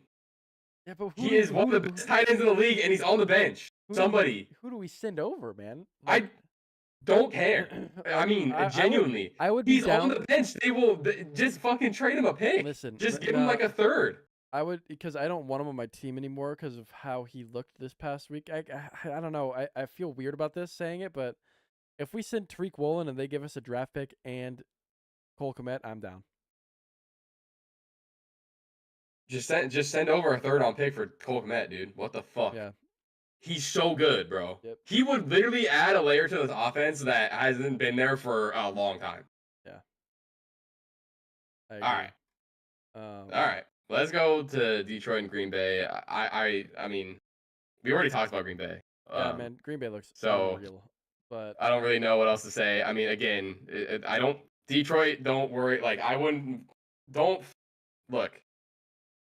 Don't worry about this that much right now, okay? Like, Green Bay probably has the best defense in the league. Like, Green Bay's a really great team, and yeah. we don't want to draw like many conclusions from this game because of how good Green Bay is, and they look like Super Bowl caliber. They don't look like even like rusty like a lot of teams look. Not like super great week one. Yeah, I mean, this is just, it is what it is, man. And Green Bay looks really, really great. I don't think it has anything to do with Detroit, you know. I mean, I think Detroit, like, they've lost a lot of people on the offensive line, but I wouldn't take this game. I wouldn't put this game under a microscope too much. You guys just couldn't really get anything going against this defense, and it just, that's okay. it is what it is. There's things that you can be happy about. You know, Jared Goff, 31 for 39, 225. You know, he's kind of getting hot. You know, like 31 for 39 is no joke. You got Jahmyr Gibbs getting a lot of work in the pass game. Tesla made that great catch in the back of the end zone. Like, I would just look at the positives here. Sam Laporta is also getting way more involved in the offense than he was last year, which is really good to see. So, you know, I wouldn't just, I would look at the positives of this game, try not to look at too many of the negatives because Green Bay is a really, really tough team this year for everybody. Yeah. Especially going into week one, especially divisional game week one. It's just a really hard thing to do. You know, on week one, it's really tough. Yeah. Let's just speed run these last three because we got Houston and LA Rams. Because I agree with you on all that, and I think I think the Lions are gonna be fine. They're gonna be a wild card team. They might, but they're certainly not winning this division. Unless something crazy happens on the Green Bay defense, which, well, let's hope not, because this defense is going for it all right now. Pretty sleepy game on Houston, LA. Yep. Really outside of Kyren Williams got the volume. Puka Nacua is not sleepy at all. No, crazy. Bro. Did you see Puka Nacua when he got hit really hard and his eye was bleeding? Yeah, bro. He got the Mangekyo Sharingan, bro. That was crazy. Bro. That was so sick. Yeah, he did have the Mangekyo. Yeah, he looked like he was about to. He definitely looked like he was about to pop off anime style, and he kind of did. Oh yeah, he definitely did. I don't know if Matthew Stafford is okay. We're gonna find out. I just don't know. He he's so good, but he was so injured this summer, and I don't know if that's just magically gone. You know what I mean? So we'll see. But yeah, Kyron Williams, of course, scored a touchdown. All of us knew it was happening. Um, you know, it Who? was So I it's guess hilarious. my thing that I want to talk about this here is Nick Chubb, 13 carries, 60 Sure. yards. He's Yeah. gonna get probably a lot of volume because Joe Mixon's not there, and Ogunbowale, he had I think it was a game-losing fumble Yeah, in this game. it was. So I mean, man, it's gonna be really hard for him to come back from that. But Nick Chubb is the lead runner now. Hmm. Are we buying?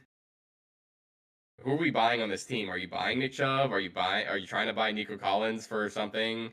Because I mean, it was a pretty abysmal performance. You know, it's tough because the Rams defense is pretty damn good. Um, I would buy Nick Chubb for sure, especially this next week. I think Nick Chubb has an opportunity to impress. Um, Like what is like for what? Like what are you trying to get Nick Chubb for? I mean like what's the trade? You know what I mean? Like what's the yeah, I trade mean, line here? Because they're uh, expecting him to not like Sleeper is not expecting Sleeper's they're not expecting Chubb to be going full till week 4 and then right. I think are they expecting Joe Mixon to come back week 5? Because last time I heard they don't know if he's even coming back. Yeah, that's the last I heard too. Joe Mixon is uncertain. He's still on the pup list, and I don't know if he's gonna come off the pup list. So you could use that to your advantage. I mean, I think you can buy Nick Chubb pretty low off of being like, hey, he's only expected to go 4 games and then Yeah, take a backseat to Joe Mixon and just we don't really know. Like use that to your advantage if you want to buy him. You can probably buy low. I'm not really sure what the comparison is to Nick Chubb. It's kind of a weird situation. it really is. I think if you're gonna try to buy Nick Chubb, you're gonna try to buy Nick Chubb for like maybe a Josh Palmer. Um, something like that. Uh, I, yeah, man, I don't know. Maybe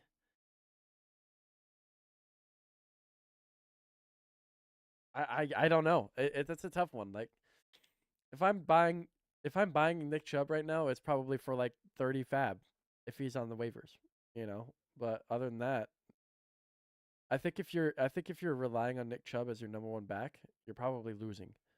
So I'm probably only flexing him, and even then, I'm like, ooh, I don't know. So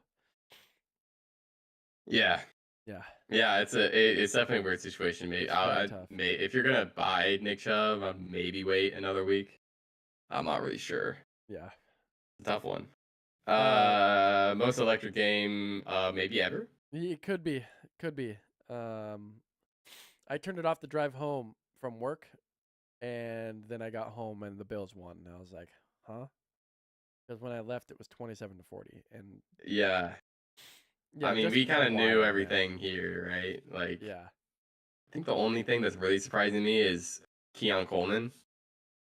I mean, his production was definitely there's a lot of luck in his production in this game. yes, Uh, most he definitely, looked like yes. he was only about to score 11 points, and then in the fourth quarter, like everything happened. Yep, That happened, and he got a lot of work in the last 3 minutes. yep.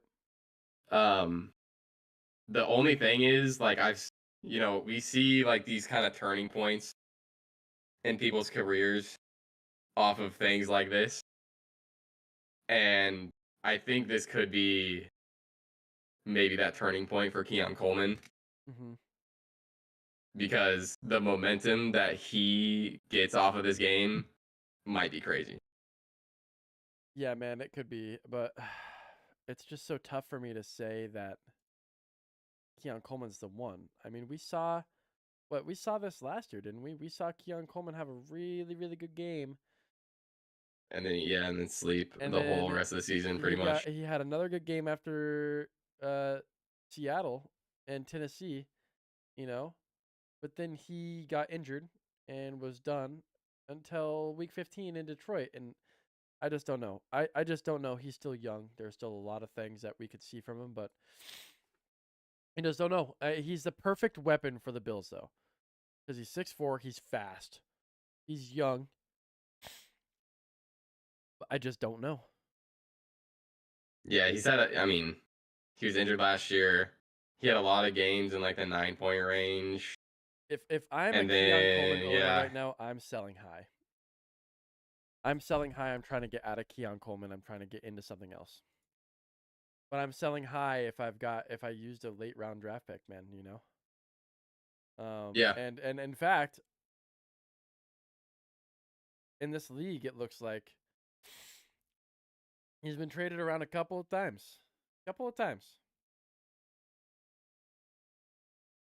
So, and it looks like, okay, wait. Well, I have a question, Cade. I've got a big question to ask. Why is T. Okay. Schultz getting fleeced on every trade he makes? Because dude. He traded Calvin Ridley, Tua, Kyle Pitts, and Keon Coleman last year. You can see the trades from last year, bro. I can. Don't look. Or Josh Allen, T.J. Hawkinson, and Andre. Logan, don't Aiyashibon. please stop looking, bro. Look. I already given. I guess I didn't give you the rundown. But Did Wick win last year? No. Okay. Dan won last year. Okay, gotcha.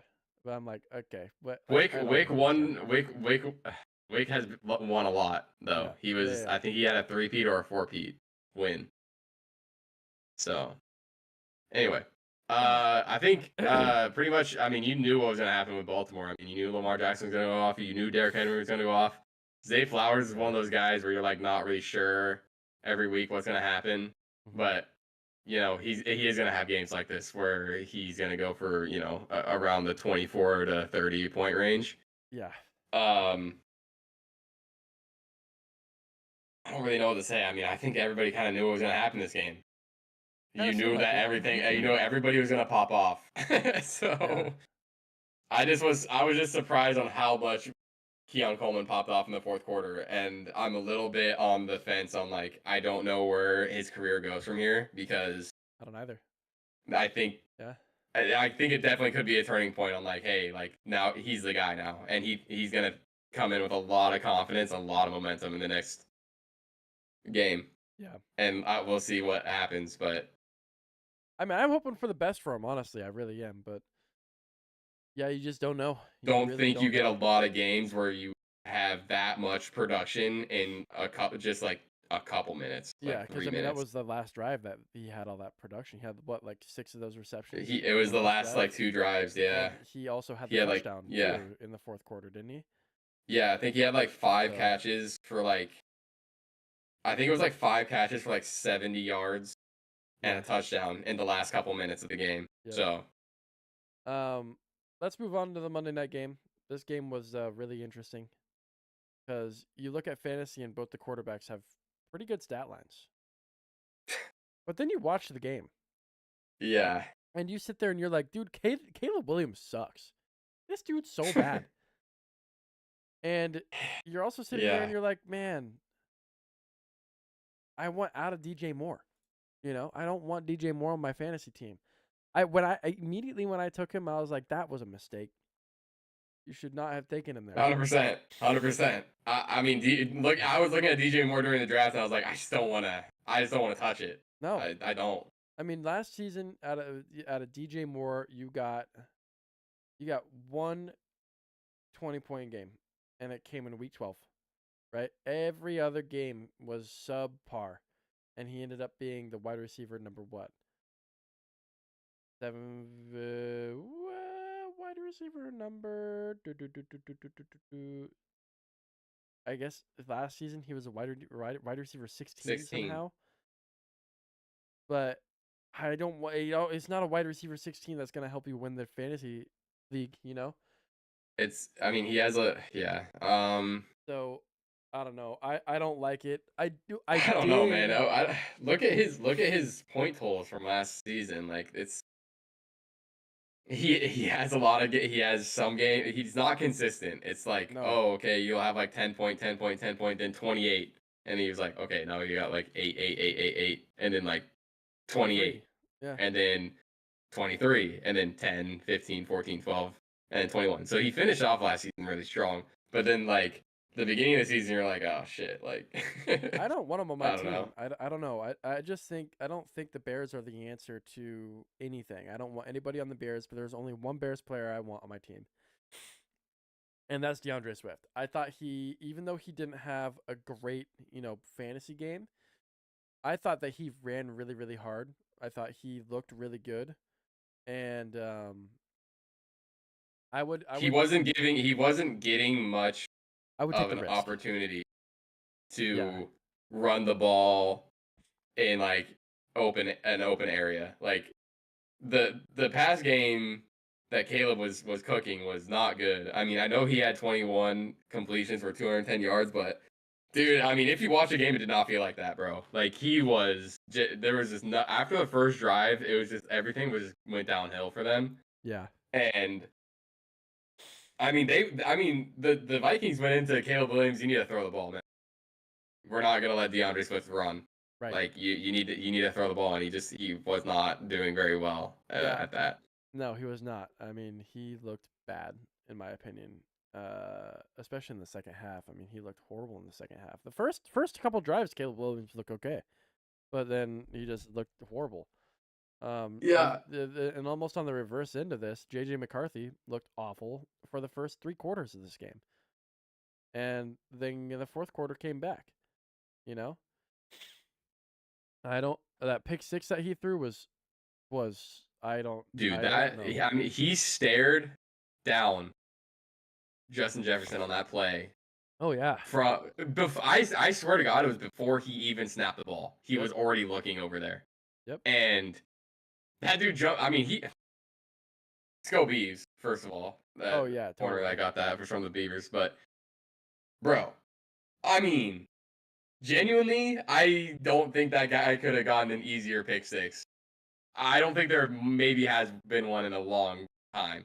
Like Yeah, that was the easiest read into pick six. And after that, JJ had to like really trust himself, and he was not staring his receivers down after that at all. no. And he just had to. He was like, you could tell like he was like, it can't get any worse, so I'm just gonna throw the ball like I was taught to, and that worked. It's funny too, man, because after that pick six, and then after the 3 and out, right after that pick six, Kevin O'Connell kind of was looking around, laughing like it was over. He was like, "Phew, this is so cooked." Yeah, dude. I mean, I I really put thought that in that. the chat. Yeah, I I was like, remember bro, seeing that. he's I remember laughing. He thinking thinks it's it at the cooked. same time too. I was like, "Damn, he might be regretting getting rid of Sam Darnold right now."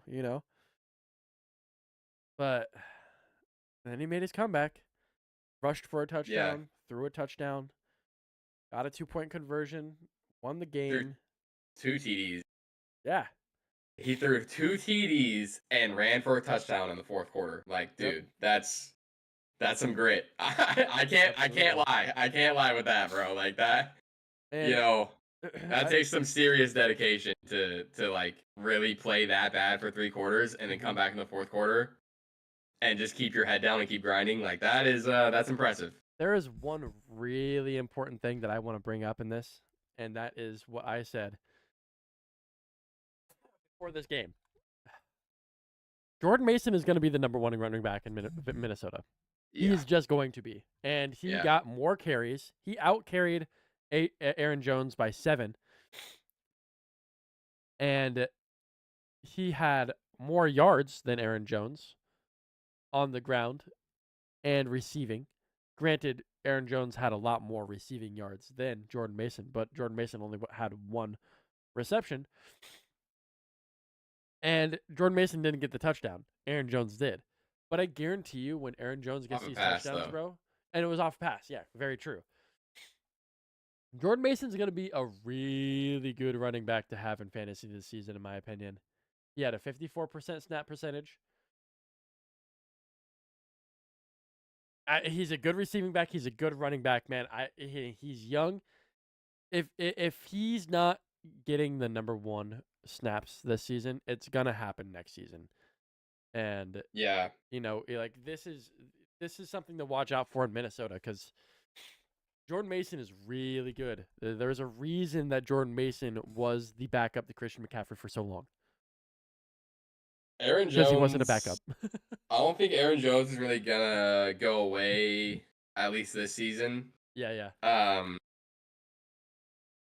So look, a lot of the really good teams right now they run two back committees, and that's kind of like the way the NFL is going, and that's why in fantasy you see a lot of receivers go first now because a lot of the stock in your workhorse running backs has gone down. That's why all the workhorse running backs go in the early rounds, and there's nothing left once you get down to the draft. But it's also there's only like committee running backs left. Right. So also I mean, we've seen a lot less injuries in those running backs as well with this happening. So you're really just gambling on who's gonna get, primary goal line or who's gonna get primary receiving.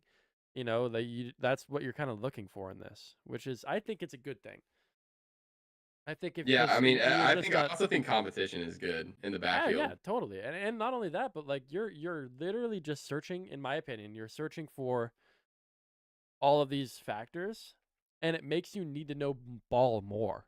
Because if you're just sitting there and you're like, oh, this guy had 1,600 rushing yards last year, and they brought in number one draft pick, whatever. Listen, that's not going to help you, unless it's fucking Derrick Henry. But still. Yeah, I mean, Aaron Jones, to me, I mean, he could easily turn into a back that's kind of doing what he did in this game, like a receiving back that can still, still can take the defense off guard by getting a carry and creating space because he is a good running back. He is. But I think when you're talking about like you're more like bruiser, like hard-headed, hit the hole, run over some linebackers, I mean that's going to be Jordan Mason. Totally. From now on. Yeah. He's just younger, and Aaron Jones, he's not, doing as much of that anymore. But I mean, easily see him in the pass game ton. And he ran a really great little wheel route on that touchdown that he got. And he had to adjust to the ball. He looked like a receiver out there. I'm not gonna lie. So yeah, we've seen receiving running backs really do well in fantasy before, and I think it's Aaron Jones and Jordan Mason are going to be just fine. It's just you're not going to get your 28-point game off of either of these guys. Probably it's going to be more split. It's going to be more of your 15-point, your 16-point games. And honestly, realistically, it's probably going to look more like 12 and 12. Both of them are going to score 12 points like every week. So. We've gone way longer than we should have, to be honest, with all of that. But we've got to do the pick'em for this week, and then I don't even know if we're gonna have the chance to talk about any of the politics that happened this week. So. Yeah, I mean, which is fine. I mean, really, people probably are done even listening to like what the fuck is going on. To be honest, yeah, I kind of am myself. So yeah. Let's start it off with the Browns at the Ravens. I think it's pretty obvious what the pick is here. We're going Ravens. Yeah, I mean it's Ravens. Probably gonna see Derrick Henry. Probably gonna see Zay Flowers again, and we're probably gonna see Mark Andrews get a touchdown too. But expect big from Cedric Tillman and Jerry Jeudy. They're gonna be down the whole game. Absolutely. Joe Flacco's gonna be throwing the ball. I would expect at least 12 from Tillman and at least 13 to 14 from Jeudy. So expect a big game from the receivers. I think this is going to be a game, too, where we're really going to see, like, hey, is it Njoku? Is it Fannin? Like, where are we at with the tight ends? Who does Joe Flacco like throwing to more? So I think it's definitely not going to be that interesting of a game when you're talking about just straight up football, because I think Baltimore's going to dominate, but it's going to be interesting in fantasy to see, like, hey, how does Cleveland look in a game script that they're going to be in a lot this year? Yeah, yeah, that's totally fair. I'm with you. I think we're gonna see a lot of Cedric Tillman and Jerry Judy and Dylan Sampson. I'm hoping at least. Not only hoping, but it's what kind of what I'm seeing too. Yeah. So Jacksonville, Cincinnati. I mean, I got Cincinnati. I mean, they looked really bad last week, but it's hard to go against them.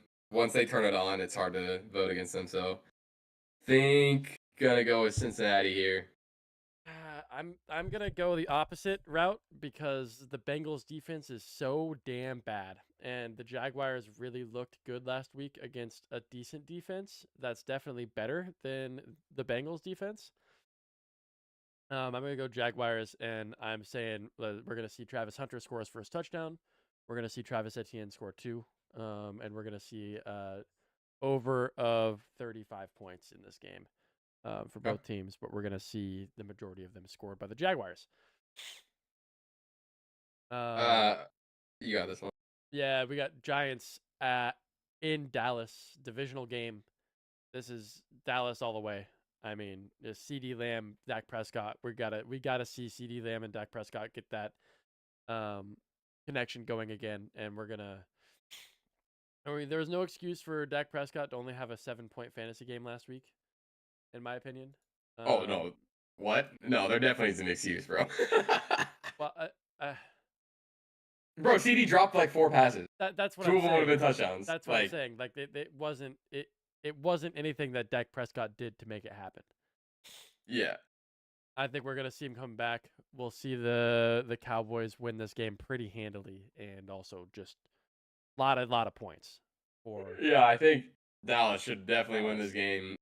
And it looks like Jadon Blue is out this game too. I'm just putting that out there. Yeah, it's really rough because this is one of those games where you would want to put him in. Yeah. Because you're gonna expect to win this game. We just gonna see CD. I just really want to see CD. Like, I want him to I don't want to see 4 drops. Like, I don't want to see a drop from him this game. Really, a lot of the drops that he was doing. I mean, it was, you get paid that much money, and Dak, is throwing it right in the bread basket, and for 13 with 113 yards. I mean, this could have easily been like 11 for 13 with like 210 yards. I mean, and 2 touchdowns. Like, this could have been a massive week, like a 45-point week for CD. And it really sucks that he couldn't do it. Good on. This really sucks for the Cowboys, in my opinion, too, because they're not only starting out the season in the first week with a divisional game, their second week is also a divisional game. I really think that these schedule makers need to fucking figure it out, because this is unfair to put 2 divisional games in a row for a team that's coming off of injuries and everything. It just doesn't make sense. It doesn't at all, in my opinion. And also, why are the Dallas Cowboys in the NFC East? Why? Like, they're in a division with the Philadelphia Eagles, the Washington Commanders, with the Washington D.C. Commanders, I should say, and the New York Giants. Why are they in the NFC East? There's 3 teams within like 180 miles of each other, and then all of a sudden there's one that's 1,800 miles away. Make it make sense. The same way with the Chiefs, though. They're in the AFC West, and you're like, how are they West? I mean, they're closer to Denver than the Dallas is to any of those other 3 teams. Yeah, that's fair enough. But I mean, I'm not disagreeing with you, though. I agree. Like, that should be changed too. But let's go to the second divisional game in 2 weeks. You got Chicago and Detroit. This one again, Lions 2 divisional games in a row. Bears also 2 divisional games in a row. Yeah. Starting off the season makes no sense. Yeah. So I mean, I'm taking Detroit on this one. Yep. I'm with you. Yeah, I don't think there's too much to really be saying. I mean, Chicago's got to prove it until I even pick them in one game this year, I to know, be honest yeah. with you. And honestly, I think Caleb Williams is gonna get bullied by Aiden Hutchinson and crew in this game, man. This is gonna be a bounce Yeah. back game for the Lions, and they're gonna take it all out on Aiden Hutchinson, or they're gonna take it all out on Caleb Williams. My Yeah. fault. This next Um, game is interesting. yeah, this is a really interesting one. Again, this is a divisional game, 2 weeks in. We're looking at the Patriots at the Dolphins. This game, when I first opened this tab, was like 75% Dolphins, and now it's gone down to 49% Dolphins. Now, the Dolphins looked horrible last week, and the So Patriots bad. passed a lot and looked pretty good against the Raiders, whose defense I think is better than the Dolphins. So, even though I was wrong last week about the Patriots winning, I'm gonna take the Patriots this week. And I'm gonna take them. I think it's gonna be a close game. I'm gonna go under 25 points in this one. Yeah. Okay. So, yeah, this is a hard one, to be honest with you. Yeah. Usually, and it says it's supposed to be raining tomorrow too. I'm gonna take Miami. I think they're gonna be looking for some revenge. I mean, they played so bad last week. I just don't see how you could play that bad 2 weeks in a row. And the other thing is, I think they're very even. Like, I think this is an even match for me. So, taking the home team, I think makes a lot of sense.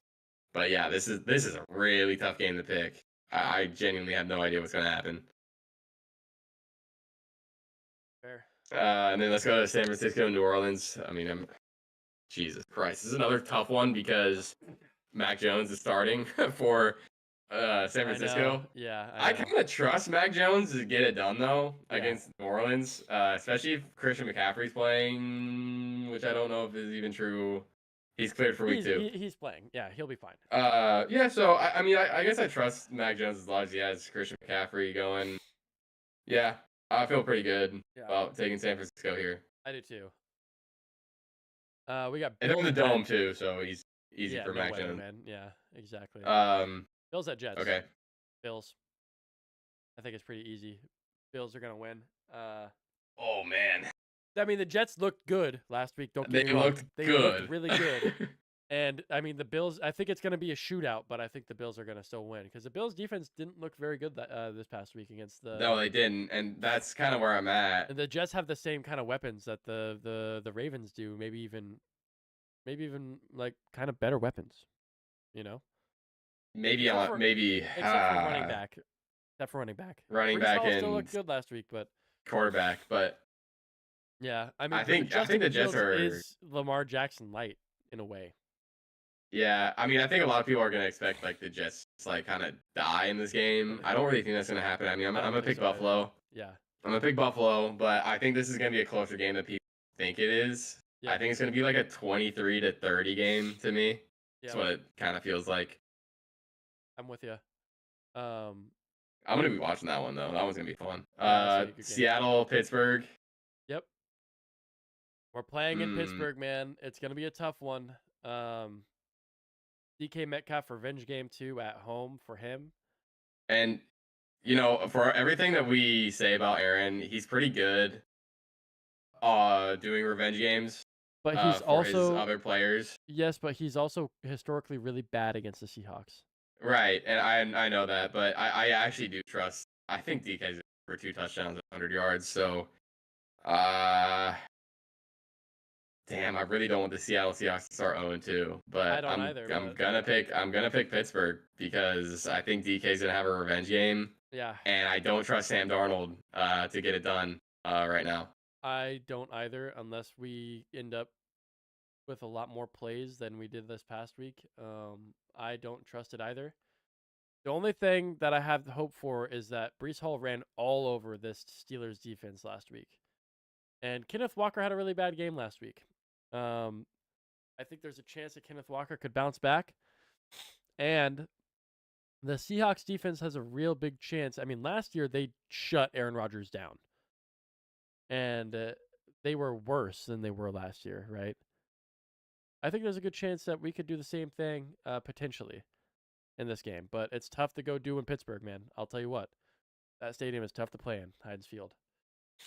Yeah. Yeah. Um, we got Rams Titans playing in Tennessee, playing in Nashville, I should say. I'm gonna take the Rams. Yeah, he's got to go Rams. I think we're gonna see. I think we're gonna see Cam Ward throw for his first touchdown to Calvin Ridley in this game. So, Yo, I'm gonna say hot take, but I mean, yeah, that's probably gonna happen. But yeah. I'm gonna predict his first touchdown pass to Tyler Lockett. Oh, okay, okay. I like that. I like that. That's a Yeah, good shout. but there's nothing much to say here. I mean, the Rams. Yeah, though. Carolina, Arizona. I think this one's gonna be. This one, I know I said this last week with Carolina, but this one might be close. But I'm gonna pick Arizona. I'm gonna just because Arizona almost lost to New Orleans last week, and Carolina has a much better team than New Orleans. I'm gonna go Carolina. I'm gonna go on a limb, take Carolina in this game. All right, I'm going Arizona on this one. I really want Carolina. Good. We got Denver in Indianapolis.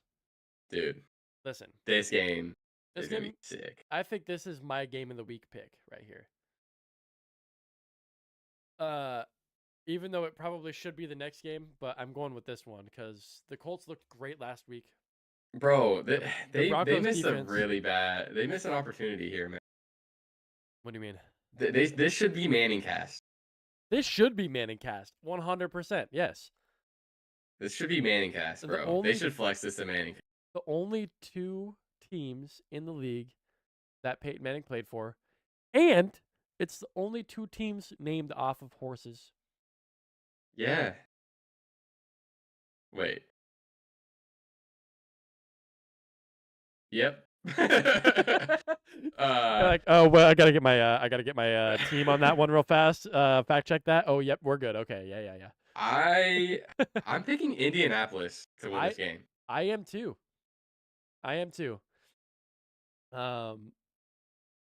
Especially, but this is gonna be a really good game for Daniel Jones. Hey, Daniel Jones, like, okay, listen.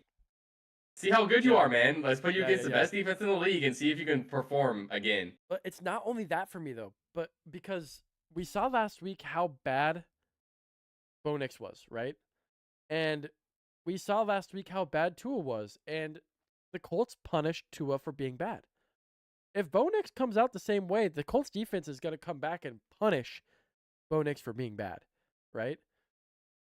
Yeah, I mean, it's gonna be interesting to see, like, because I think this is going to be a good game for Daniel Jones to prove it. It's also going to be a good game for the Indianapolis Colts defense to be like, hey, how good are you? Exactly. Can you handle this offense? Because this Denver offense is not, a walk in the park to deal with. No. So I'm with you, man. Yeah. Interesting one.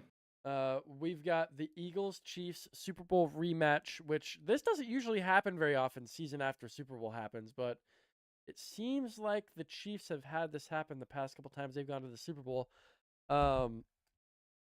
The Eagles' defense doesn't look as strong as it was in the Super Bowl. It doesn't look as strong as it was last season. It doesn't. But right? Yeah, but the Chiefs' defense looks soft as like their run defense is really great, but their secondary is just trash. Are you saying the only guy that's good is Trent McDuffie? I think Philadelphia. I mean, they couldn't get the ball go. They didn't need to throw the ball really. No, they did not last week. Yeah, I mean, this is it's really the only thing is it's in Arrowhead, and if you play the Chiefs in Arrowhead, it's not really easy. No. So, but here's the thing. I'm picking Philly to win this game. Xavier's not playing. Yeah. Our defense is garbage. Be a good thing, though, to be honest with you. Last week, no, I don't think it is a good thing. Our defense is really bad against the pass, and we are coming off of a week where A.J. Brown and Devontae Smith did pretty much nothing in the pass game. No, this is not looking good for the Chiefs. Yeah, I mean, I'm gonna pick Philly to win this because I don't see how we win. I don't see a way. And it's pretty much the same thing with the Super Bowl too. It's like I didn't really see a way after that first quarter that we could have won that game. I mean, there just wasn't a way out. Yeah. So, yeah, I think it's going to be a very similar game script to what happened in the Super Bowl. Hopefully it's going to be closer because it's in Arrowhead, but yeah, Patrick Mahomes is going to have to carry this game if there's even a chance at winning this game. Patrick Mahomes has to carry this game on his fucking back. The only reason I'm gonna pick the Chiefs here is because You're picking the Chiefs here? I'm picking the Chiefs here, and it's because when was the last time the Chiefs started a season 0-2? Yeah, it hasn't happened in a long time. Hasn't happened since Patrick Mahomes has been the starter. Yeah, I know. But there's a first time for everything, and it's going to happen before long. I get that, but I don't think it's gonna happen this year. I think the Chiefs are gonna surprise us, and the Eagles are gonna be beaten. Okay. Interesting. A lot of things. Okay. So there's a lot of reasons why I'm picking Philly. That we don't have to get into, but we have to do a lot. We have to establish the run. We can't abandon it, even if we go down a little bit in points. Like you shouldn't be abandoning the run until you're 10 points down, 14 points down. Would be my because I mean, once you start getting into the mode of we know Patrick Mahomes is passing the ball every play against the Philly defense, is going to be extremely difficult to do. And that's part of the reason why the Super Bowl went so bad for the Chiefs is because they knew that Patrick Mahomes was gonna drop back every play. There was no threat in the run game at all because they knew that they weren't going to run the ball. Compounding on that, I mean, we don't have Xavier Worthy. I don't trust. Don't trust Hollywood. Yeah, I don't really trust anybody to get it done. It's not that I don't trust Hollywood Brown, but I don't trust him against Cooper Jean. I don't think it's gonna happen there. And then we're starting Tyquan Thornton, who I mean, I don't really know where he's behind Juju Smith, but I don't know. I just there's a lot of like question marks. Like if you look at this shit on paper, it's not looking good. Yeah, that's fair. I think the only place that we have like a definite advantage is at tight end. So yeah, it's not good. A lot of things need to change from last week to this week for KC to win. All right. And if you've seen Kansas City the past few years, they have not really changed the formula whatsoever. This next one, the Sunday night game, I think the majority has this game wrong. Okay. I think the Falcons are going to win this game. The majority says that Minnesota's winning this game? 90%. Oh, yeah. I don't know about that. 90% say Minnesota's winning this game, right? After last week, too, I don't understand how JJ is ahead of Michael Penix for points scored. Do you see that shit? I do. I know. Okay. Yeah, yeah, I mean, I'm with you. Atlanta's going to win this game. Should 100%. Win this game. Yeah, they should win this game. We don't have any film on Darnell Mooney yet either, so the Vikings don't know how they're going to defend that.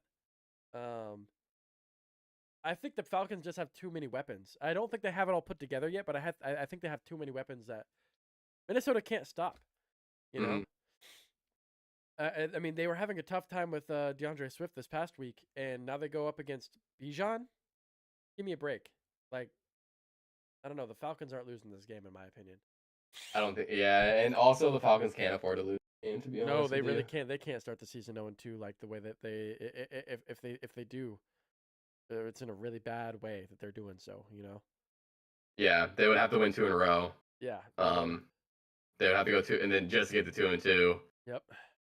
They would probably have to. To be honest, I mean, with the way the Falcons kind of their seasons go, they would have to probably go 4-0 after going 0-2, which is like really rare. Really tough to do too. Yeah, I agree. All right. TV first Monday night game. 4 p.m. Pacific Standard Time at NRG Stadium. Buccaneers versus Texans. Shit is diabolical, man. It's double Monday night game. I know. I've got to go with the Bucs in this one, man, because Yeah. I think they're a Yeah. better team 100%. than Houston is. I think Yeah. Houston's having some trouble. Yeah. We thought Houston was having trouble last season, but their run game is so weak. I want Nick Chubb to have success, but it's not going to be against the Bucks. Yeah. And if there's one thing I Yeah. know for sure is that Baker Mayfield versus the Texans, Baker Mayfield wins, bro. Yeah. Baker's gonna win this game. Baker and Bucky. This is definitely it. Tampa Bay. There's not much more to say about it. Agreed. Yep. And the last It would. game here. Oh wait, you had something else? Oh, I was gonna say it'd be a legendary choke if Tampa Bay doesn't win this game. Oh yeah, absolutely. The last game here though, we've got LA. Hold on, you do it. I'm gonna sneeze again. I'm going crazy right now. Something's hitting. Yeah, I mean, so obviously the most diabolical game of probably a long time. We got LA versus Las Vegas. Another double division for LA, double divisional game too. But I think LA will pull this one. I think LA wins. Especially if Brock Bowers isn't playing, that's gonna be a really tough hit on Las Vegas. Gino's gonna have to throw the ball a lot. The only thing I'm hoping out of this game is that Ashton Jeanty gets some more work in the run game. Yeah. Which I think they're gonna have to if they want a chance at winning this. I feel really bad for the people on the East Coast on a Monday night having, if they want to watch this game. I mean, it's gonna be on at 10 o'clock, bro. So Yep. You're gonna be useless at work the next day, but sometimes you gotta do what you gotta do. Very true. I think the thing about this game, if the Chargers win, especially if they win handily, like this is not a bad Raiders team that we've seen yet. This Raiders team is much better than they were last season. It is. I mean, just having Gino at quarterback makes a big difference. Absolutely, it does. Yeah. But if the Chargers win this game, especially if they win it handily, I think my Super Bowl favorites to go to the Super Bowl right at this moment, that I'd probably put $10 on would be the Packers versus the Chargers. Because their defense is so solid. They look really good on offense. It looks like Justin Herbert's really put everything together. I think that would be I think they would be my favorites, but I'm gonna go Chargers in this game as well. So. Oh my god! Did you see this post that Dylan Mueller put in the chat? Not in our league chat. In our league chat? Yeah, Josh Jacobs said earlier this week to a question about Kraft that guys have to be a little off to play certain positions. In an appearance on a former Packers running back AJ Dillon's podcast last year, Kraft said that he sometimes tells opponents while trash talking that he's going to burn down their childhood homes. Oh my god. That's fucking amazing. And when you said that about Josh Jacobs, I was like, damn, Josh, that's kind of mean. But now hearing that, I'm like, damn, Tucker Kraft might be a psycho. Holy crap. Who says that? No one says that. I don't know, but that's amazing. Can I tell you real fast what one of the trade options that I got this past week was, real quick? Yeah. So there's. Yeah. I need to go through mine too. Yeah. There's one trade, right, that I would be receiving Kyle Pitts and Calvin Ridley and 10 fab from the person we refuse to do any business with in our league for Drake London. I don't refuse to do it. When I trade with Matthew, I have to counter a lot. I am tempted by this trade. I won't lie. Because I want Kyle Pitts on my team. I have no tight end. Yeah. I don't really want Calvin Ridley. I'm not gonna lie. I really don't. I also got a trade from Matthew. Oh yeah? Juju Smith-Schuster. He would send me Juju Smith-Schuster and Kyle Pitts for Michael Pittman and Fab. I'm not gonna just ditch Michael Pittman like that, especially just for 10 fab. Yeah. Well, I would be sending 10 fab, so yeah, no. And then getting Kyle Pitts. I mean, I like Kyle Pitts, but I don't know. And then Juju, I already have Rashee Rice coming back, so I mean, best case scenario, I'm getting a okay tight end for Michael Pittman and then Juju Smith-Schuster for a couple weeks before Rashee Rice comes back. So I have yeah. I have one more trade that D James sent me this week. Okay. He wanted me to send him Isaiah Pacheco and Emeka Egbuka for Okay. Justin Herbert and Chris Olave with 10 fab. Yeah, I'm out on Olave. Oh, I am Sure. too, 100%. And I'm already out on Yeah. Justin Herbert too because I have Drake May, and I think I value them pretty similarly, you know. So Yeah. I was out almost. Wait, who else did he want you to send? What was the wide receiver they wanted you? Emeka Egbuka. Oh hell no. I know. You're- If I would send him, No. I would send him. I was about to do you know, I was about to send him back one that was instead of Emeka, it would be Quentin Johnston. But at the same time, I'm like, I kind of want to give Quentin Johnston another week, see what happens, you know. And he's I done. picked up Quentin Johnson in our other league. I know. I saw. Yeah. I was like, fuck it. I'm taking that shit all Bro, day. If anything, I'm just gonna trade him away. There were no waiver transactions in that league this week. Did Which you notice that? I don't think there was really anybody to take. I mean, I think there was a lot of people to take, to be honest with you. yeah. I mean, I took Booty, and Johnston. Like I mean, when the waiver is processed, it was Packers defense, Hollywood Brown. I got Cedric Tillman, and I got Brenton Strange, and then dropped them for Juwan Johnson. And then I got the 49ers defense too. Right? Yeah. And then who am I starting? You picked up Quentin Johnston after the deadline. You picked up the Cardinals defense after the deadline. You picked up Booty after the deadline. Yeah. And then David picked up Calvin Austin and Fannin after the deadline.